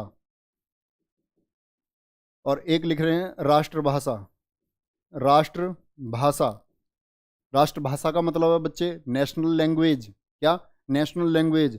और राजभाषा का मतलब क्या है? Official language. क्या है? Official language. तो ध्यान से समझना, हिंदी, हिंदी भारत की राष्ट्रीय भाषा नहीं है। हिंदी भारत की नेशनल लैंग्वेज नहीं है। नुक्ता, वेरी गुड प्रशांत, यूपीएसआई एकदम ठीक लिख रहे हैं। हिंदी भारत की राष्ट्रीय भाषा नहीं है। हिंदी क्या है? भारत की ऑफिशियल लैंग्वेज है, राजभाषा है। लिखेंगे सभी बच्चे एक बार इस बात को, हिंदी राष्ट्रीय भाषा नहीं है। हिंदी क्या है? हिंदी राजभाषा है। कह रहे हैं आर्टिकल 344, गलत कह रहे हैं, आर्टिकल 343।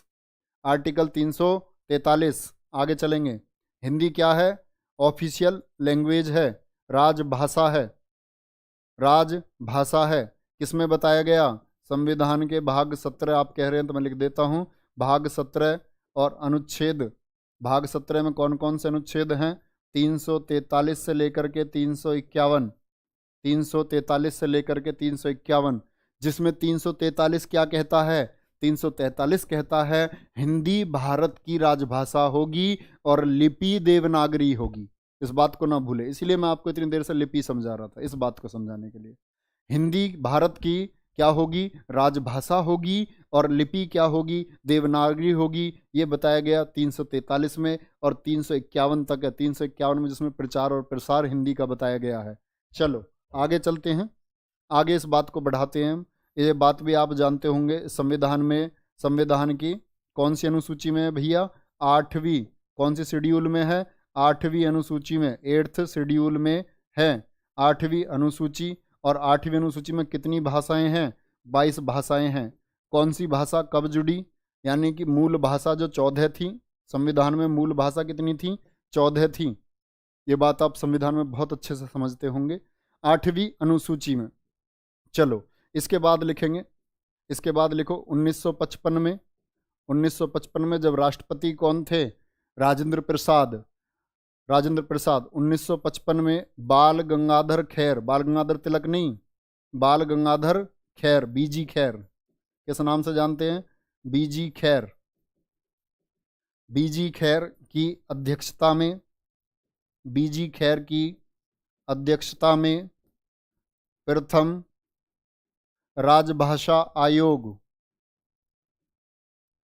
राजभाषा ऑफिशियल लैंग्वेज कमीशन, राजभाषा आयोग का गठन हुआ। बहुत महत्वपूर्ण प्रश्न है और हिंदी के ही पेपर में पूछा गया प्रश्न है।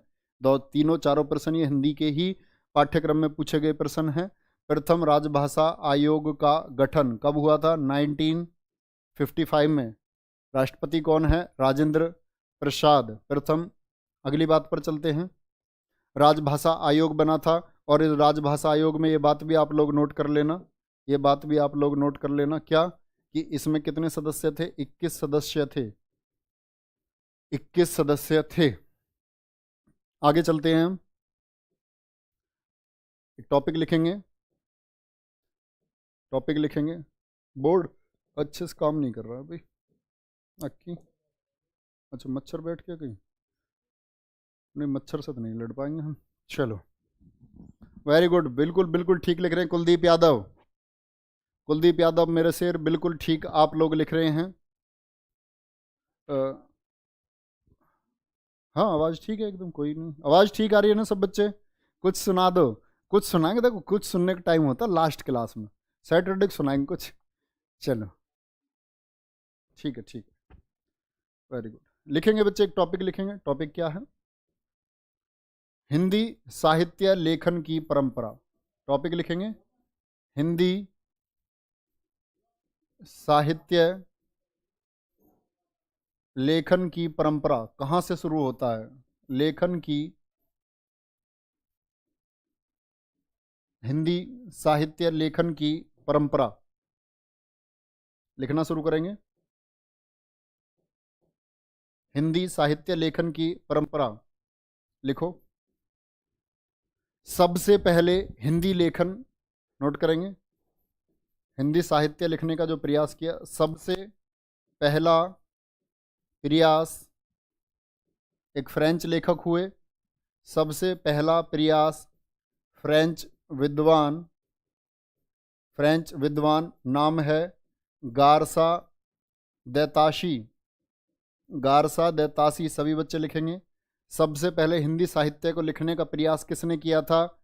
गारसा दैताशी ने। गारसा दैताशी कौन है? एक फ्रेंच विद्वान है। तो जाहिर सी बात है, जब फ्रेंच विद्वान थे तो फ्रेंच में ही लिखा होगा साहित्य। किस में लिखा था? सबसे पहला फ्रेंच विद्वान गारसा दैताशी ने फ्रेंच भाषा में किया। कौन सी भाषा में? फ्रेंच भाषा में किया। फ्रेंच भाषा में किया। क्या पुस्तक इन्होंने लिखी? ध्यान से देखना। ये एक पुस्तक लिखते हैं, उस पुस्तक का नाम है बच्चे, लिखो। पुस्तक कौन सी थी इनकी? क्या इनकी उस किताब का नाम है? पुस्तक का नाम था इस्तवार। और अगर आप एक होनहार छात्र हैं तो इसी नाम से आप बहुत कुछ समझने की कोशिश करेंगे और हिंदी साहित्य में अपनी दिलचस्पी जगाने की कोशिश करेंगे। क्योंकि मैं नहीं चाहता कि आप एक सब इंस्पेक्टर बनकर अपनी जीवन को विराम दे दें। मैं चाहता हूं आप ऊपर पड़ाव पढ़ें। जब आप भविष्य में कभी पीसीएस या यूपीएससी परीक्षाओं की तरफ मूव करेंगे तो आपको हिंदी साहित्य विषय चुनना होगा और बड़ा अच्छा आपको लगेगा इस समय इसको पढ़ते हुए। तो अभी से एक रुचि उसकी जगा लीजिए और यूपीएसआई तो आप पार करेंगे ही, ये मुझे विश्वास है। और अगर आप यूपीएसआई पार करने के लिए मेहनत नहीं कर रहे हैं तो आप मेरा विश्वास तोड़ रहे हैं। और ये बात समझ लेना, जो भाई का, बड़े भाई का या गुरु का विश्वास तोड़ दे, उससे ज़्यादा अधर्मी व्यक्ति इस धरती पर हो नहीं सकता। तो कौन सी पुस्तक है इनकी? ध्यान से देखेंगे। इस्तवार देला लिटरेट्यूर। लिटरेट्यूर फ्रेंच कैसी बोलते हैं ना, लिटरेट्यूर। लिटरेट्यूर एंदुई। लिटरेट्यूर एंदुई। ध्यान से देखेंगे, एक बार बताएंगे। बोर्ड आपको पूरा दिख पा रहा है या नहीं दिख पा रहा है? एंदुई, एंदुई, एंदुस्तानी, एंदुई, एंदुस्तानी। ये स्क्रीनशॉट लेकर अपने से आज स्टेटस पे लगा लेना। क्या नाम है? इस्तवार देला लिटरेट्यूर एंदई एंदुस्तानी। इस्तवार शब्द को देखिए। इस्तवार शब्द का मतलब है हिस्ट्री, और इसको बोलते हैं हिस्टोर फ्रेंच में। क्या बोलते हैं? हिस्टोर। हिस्ट्री, किसकी हिस्ट्री? इस शब्द को ध्यान से देखो। क्या लिटरेट्यूर आपको लिटरेचर जैसा वर्ड दिखता है या नहीं दिखता है? कैसा वर्ड दिखता है? लिटरेचर। लिटरेचर। एंदुई हिंदी, एंदुस्तानी हिंदुस्तानी। क्या क्या शब्द दिखते हैं? देखो ध्यान से। किसकी हिस्ट्री लिख रहा है? किसकी हिस्ट्री लिख रहा है? हिस्ट्री लिख रहा है किसकी? साहित्य की। किसका साहित्य? एंदुई, हिंदी का साहित्य। तो ये लोग एंदुई बोलते थे। क्या बोलते थे? एंदुई बोलते थे। किसका साहित्य? हिंदुस्तान का। देखेंगे ध्यान से। तो ये इस्तवार देला लिटरेट्यूर एंदई एंदुस्तानी, ये 2 भागों में प्रकाशित हुआ। कितने भागों में प्रकाशित हुआ? लिखेंगे 2 भागों में प्रकाशित। पूछा हुआ क्वेश्चन है, एआरओ परीक्षा, विगत एआरओ परीक्षा में पूछा गया प्रश्न है। 2 भागों में प्रकाशित हुआ। कितने भागों में? शुरुआत में होता है 2 भागों में प्रकाशित हुआ। तो पूछा क्या क्वेश्चन था? पूछा था इस्तवार देले लिटरेट्यूर एंदुई एंदुस्तानी का जो पहला भाग है वो किस वर्ष प्रकाशित हुआ? ध्यान से देखना। वो पहले प्रकाशित हुआ 1839 में और उसके बाद 1847 में। कितने वर्षों का अंतर है? 8 वर्षों का अंतर है। पहला भाग 1839 में पब्लिश होता है और उसके बाद 1847 में पब्लिश होता है। 2 भागों में ये प्रकाशित होता है और 2 भागों में प्रकाशित होने के बाद फिर क्या होता है? फिर होता है 1847 के बाद 1871 में 3 भागों में, 3 भागों में प्रकाशित। 3 भाग इसके बन जाते हैं। 3 भागों में प्रकाशन हुआ। किसका? जो गारसा दैताशी ने क्या लिखा? उसने लिखा भारतीय हिंदी साहित्य का इतिहास।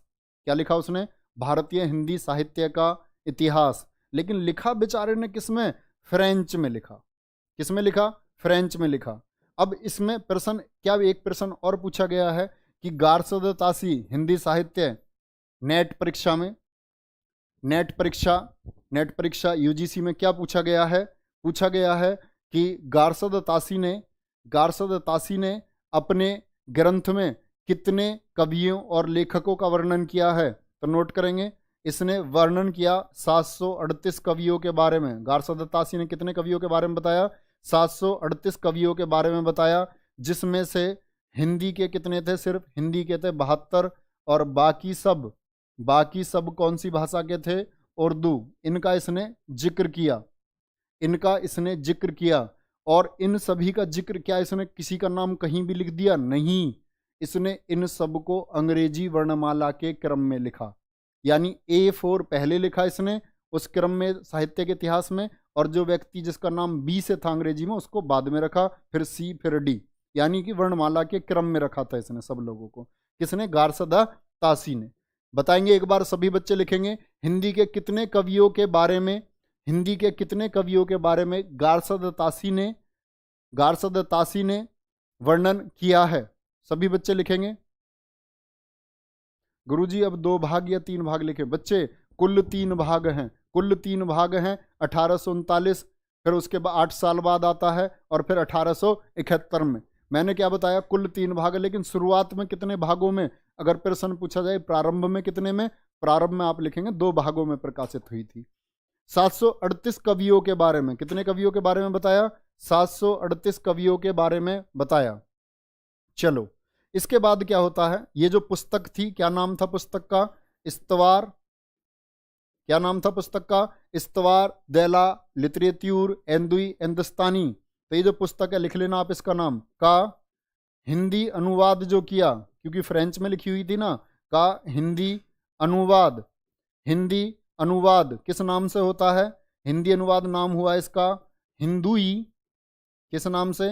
हिंदुई साहित्य का इतिहास। यही तो लिख रहा था वो, हिंदुई साहित्य का इतिहास। इसका हिंदी अनुवाद हो जाता है किस नाम से? हिंदुई साहित्य का इतिहास। हिंदुई साहित्य का इतिहास कब हुआ ये? देखेंगे एक बार, ये कब हुआ? ये होता है आपका 1952 में। कब होता है? नोट करेंगे, ये हिंदी अनुवाद हुआ, इसका हिंदी अनुवाद कराया गया 1952 में, कि भाई इसका अनुवाद कराओ, ये क्या लिख रहे हैं। आगे लिखेंगे। बात क्लियर है इतनी बच्चे? एक बार बताएंगे। रिकॉर्डेड क्लास यूट्यूब पर मिलेगी बच्चे, हमेशा यूट्यूब पर रहेगी, निश्चिंत रहें, हमेशा यूट्यूब पर रहेगी। मेरे शेर आपके लिए हमेशा रहेगी। आगे चलते हैं। हिंदी भाषा में अगली बात लिखो, हिंदी भाषा में लिखित, हिंदी भाषा में लिखित पहला ग्रंथ। क्या लिखेंगे? हिंदी भाषा में लिखित पहला ग्रंथ किसे माना गया है? वो है आपका भाषा काव्य संग्रह। क्या नाम है? भाषा काव्य संग्रह। किसके द्वारा लिखा गया? महेश दत्त शुक्ल। कौन व्यक्ति है? महेश दत्त शुक्ल। ये क्या लिखते हैं? इन्होंने लिखा भाषा काव्य संग्रह। भाषा काव्य संग्रह। कौन लिखते हैं इसको? महेश दत्त शुक्ल लिखते हैं। कब लिखा महेश दत्त शुक्ल ने पहला ग्रंथ? जवाब देंगे सभी, 1873। और ईसीएस परीक्षा में तो ये भी प्रश्न पूछा हुआ है कि हिंदी साहित्य का पहला ग्रंथ, नाम दे दिया आपको, भाषा काव्य संग्रह का प्रकाशन कहाँ हुआ था? नवल प्रेस। कहाँ? नवल किशोर प्रेस थी लखनऊ में, वहाँ 1873 में क्या होता है? इसका प्रकाशन होता है। इसके बाद में लिखेंगे, ये तो पहला ग्रंथ था हिंदी साहित्य का। दूसरा भी आप नोट कर लीजिए, जो दूसरा ग्रंथ लिखा गया हिंदी साहित्य के ऊपर, उसका नाम था शिव सिंह सरोज। क्या था? शिव सिंह सरोज, यही नाम था उसका। लेखक कौन थे उसके? लेखक थे उसके शिव सिंह सेंगर। क्या? शिव सिंह सेंगर उसके लेखक थे। ये दूसरा ग्रंथ है जो हिंदी भाषा में लिखा गया। ठीक है, आगे लिखेंगे। शिव सिंह सेंगर 10 सालों बाद लिखा गया। कब लिखा जाता है? इसका प्रकाशन भी वहीं हुआ जहां मैंने बताया। पहले का हुआ 1883, 1883, 10 वर्षों के बाद, 10 वर्षों के बाद, ध्यान से देखेंगे एक बार, 10 वर्षों के बाद। बिल्कुल बच्चे, ऐप पर भी ये क्लास होंगी लेकिन हूबहू ऐसी नहीं होंगी। ये बातें आपको उस समय तैयार होनी चाहिए। हालांकि ये अपना संपूर्ण होगा, बस ये मैं इसकी और ज़्यादा व्याख्या आपके लिए कर सकता हूँ, इतना मैं आपके लिए कर रहा हूँगा। चलो, वैसे ये सब कुछ अपने आप में परिपूर्ण होगा, इसके अलावा किसी और चीज़ की जरूरत होगी नहीं। दूसरा ग्रंथ कौन लिखते हैं? शिव सिंह सेंगर। ऐसे ही एक लेखक होते हैं, नाम लिखेंगे जॉर्ज ग्रियर्सन। भारतीय इतिहास में बार बार नाम आएगा। क्या नाम आएगा? George Grierson. क्यों क्यों नाम आएगा जी जॉर्ज ग्रियर्सन का? क्योंकि जॉर्ज ग्रियर्सन वो व्यक्ति हैं जिन्होंने भक्ति काल को स्वर्णयुग बताया है। भारतीय हिंदी साहित्य का स्वर्णयुग कहा जाता है भक्ति काल को। वो किसने बताया था? वो व्यक्ति है ग्रियर्सन। तो लिखेंगे क्या? एक वे अंग्रेज हुए जॉर्ज ग्रियर्सन। अच्छा, भारतीय साहित्य में बहुत रुचि रहे थे। बिल्कुल, किसी की रुचि कहीं भी हो सकती है। जॉर्ज ग्रियर्सन ने द मॉडर्न, लिखेंगे बच्चे, the modern vernacular, the modern vernacular literature, literature of Hindustan, literature of Hindustan, Hindustan पुस्तक लिखी। जिस तरह मैंने बताया फ्रेंच विद्वान गार्सद तासी ने लिखी, उसी तरह किसने लिखी? जॉर्ज ग्रियर्सन ने। क्या लिख देता? The modern vernacular literature, literature of Hindustan. अब मैं तुम्हें एक बात बता रहा हूं, ध्यान से सुनना। अब आपके सामने एक बात आएगी, जो गार्सद तासी ने लिखा उसको सभी हिंदी के विद्वानों ने बिल्कुल नहीं माना। मैंने बोला सबसे पहला प्रयास किया उसने। क्या शब्द लिखा मैंने? सबसे पहला प्रयास। लेकिन विद्वानों ने माना कि गार्सद तासी को नहीं मानेंगे कि उसने सबसे पहला प्रयास किया है। सच्चे अर्थों में किसे माना गया? जो जॉर्ज ग्रियर्सन ने लिखा। याद कर रहे हैं मेरी बात? समझ पा रहे हैं क्या मैं बोल रहा हूं? सच्चे अर्थों में विद्वानों ने किसको स्वीकार किया? उन्होंने, देखेंगे नोट करके कहीं लिख लेना, सच्चे अर्थों ने विद्वानों ने किसको किसको माना है? जॉर्ज ग्रियर्सन द्वारा लिखी the modern vernacular literature of Hindustan. इसको उन लोगों ने माना। क्या बात मैं आपको लिखवा रहा हूं, एक बात नोट करेंगे, लिखेंगे। इसका हिंदी अनुवाद, इसका हिंदी अनुवाद, इसका हिंदी अनुवाद किसने किया? किशोरी लाल गुप्त ने। किशोरी लाल गुप्त करते हैं इसका हिंदी में अनुवाद। क्या कर देते हैं? हिंदी में इसका अनुवाद किया। वेरी गुड, बहुत शानदार। सर बैच में स्टैटिक जीके कब होगा? स्टैटिक जीके भी होगा मेरे सर, बिल्कुल होगा, बहुत जल्दी। मैं खुद कराऊंगा, निश्चिंत रहें, मैं खुद कराऊंगा, निश्चिंत रहें। बात आती है, जैसे कि मुझे बताओ गार्सद तासी के बारे में मैंने आपको बताया कि गार्सद तासी ने कितने कवियों को शामिल किया? कुल भारत के तो किए 72, टोटल 738 कवियों को उसने शामिल किया था। इसी तरह जॉर्ज ग्रियर्सन ने अपने ग्रंथ में, नोट करेंगे, जॉर्ज ग्रियर्सन ने अपने ग्रंथ में 952 कवियों को शामिल किया। अपने ग्रंथ में किसको शामिल किया? 952 कवियों को शामिल किया। जॉर्ज ग्रियर्सन के बारे में एक और बात महत्वपूर्ण नोट करो, भक्ति काल को हिंदी साहित्य का स्वर्णकाल कहा। किसने कहा था हिंदी साहित्य का स्वर्णकाल? George Grierson. हिंदी साहित्य का स्वर्णकाल, हिंदी साहित्य का स्वर्णकाल कहा। चलो अगली बात, एक पुस्तक और आती है, एक और पुस्तक आती है, उस पुस्तक का नाम है, भाई मक्खी बैठ रही है बोर्ड पे, बोर्ड को चलने नहीं दे रही है। चलो एक है, एक बात, एक पुस्तक लिखी गई, नोट करेंगे, तजकीरा। क्या लिखी गई? तजकीरा ई सुअराई, तजकीरा ई सुअराई पुस्तक लिखी गई। कब लिखी गई थी? 1848 में, 1848 में। लिखेंगे एक पुस्तक लिखेंगे, क्या है? तजकीरा ई सुअराई, 1848 में। किसने लिखी? मौलवी मरियुद्दीन ने। मौलवी, नोट करेंगे, मौलवी मरीमुद्दीन ने कौन सी पुस्तक लिखते हैं? पुस्तक लिखते हैं आपकी तजकिरा ए स्वराई। इसको क्यों लिख रहे हैं? क्योंकि भैया इसमें इन्होंने जिक्र किया कुल कवि 1004। देखो कितनी महत्वपूर्ण बात सामने आएगी। और इन्होंने 1004 में उसने शामिल किए हिंदी के 62। कितने? हिंदी के 62 का जिक्र उसने किया। क्या महत्वपूर्ण बात आपके सामने आने वाली है, उस बात को देखेंगे आप लोग। उस महत्वपूर्ण बात को देखेंगे, वो क्या है? प्रथम बार, नोट करना, इसमें क्या हुआ? प्रथम बार कालक्रम का ध्यान रखा गया। मैंने बताया गारसद तासी ने जो लिखा वो अल्फाबेटिकल ऑर्डर में था, ABCD के हिसाब से था। लेकिन जो लिखा मरीमुद्दीन ने, इसने क्या लिखा? इसने काल के अनुसार लिखा। यानी जो लेखक पहले आया, जिसने किताब पहले लिखी, इसने कालक्रम में लिखा, एक उस ऑर्डर में लिखा जिस सन के हिसाब से। मतलब कोई पुस्तक 1920 में लिखी गई तो इसने वरीयता उसको पहले दी, जो पुस्तक 1925 में लिखी गई उसने इसको वरीयता बाद में दी। तो ये पहला है, लिखेंगे प्रथम बार कालक्रम का, प्रथम बार कालक्रम का ध्यान रखा गया। कौन सी पुस्तक है वो पुस्तक है आपकी तजाकिरा ई स्वराई। तजाकिरा ई स्वराई पुस्तक में लिखा गया। वेरी गुड, बहुत शानदार। ये देखो मूर्खों को। चलो, तुम इतने मूर्ख क्यों हो भाई?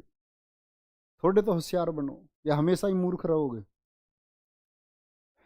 चलो इधर आएंगे, आगे आते हैं। बात लिखेंगे बच्चे, हेडिंग लिखेंगे। अब आएगी बात किसकी? काल विभाजन की। तो काल विभाजन आयोग द्वारा कौन सा मान्य है? नोट करेंगे। आचार्य, सभी ने दिए हैं हालांकि अपने अपने काल विभाजन। लिखो, आचार्य रामचंद्र शुक्ल। रामचंद्र शुक्ल की काफ़ी रचनाएं मैंने शाम के प्रैक्टिस सेट में आपको बताई हैं। रामचंद्र शुक्ल की सभी महत्वपूर्ण रचनाएं मैंने आपको बताई, एक बार लिखेंगे। आचार्य रामचंद्र शुक्ल का काल विभाजन, उन्होंने काल का विभाजन किस तरह किया, यानी हिंदी साहित्य के समय को किस तरह उन्होंने बांटा, हिंदी साहित्य के समय को किस तरह उन्होंने बांटा, इस बात को देखेंगे। अगली बात पर चलते हैं। अच्छा, हाथों में दर्द हो रहा, कोई बात नहीं, थोड़ा सा रेस्ट ले लो, उंगलियां खोल लो अपनी। अरे अशोक के फूल इनकी रचना है क्या?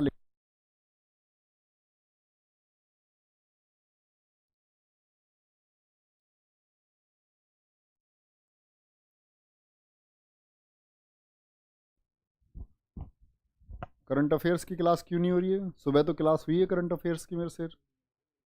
SSC GD में चल रही है करंट अफेयर्स की क्लास सुबह। चलो कोई बात नहीं।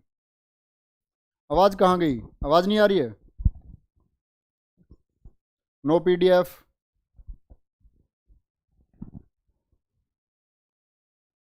सर थोड़ा स्लो पढ़ाएं। बोले इससे स्लो क्या पढ़ाएंगे यार? अब मेरे शेर, तुम तो यार लंबी और तेज रेस के घोड़े हो, तुम भी ऐसी मंदी बात करते हो कमजोरी की।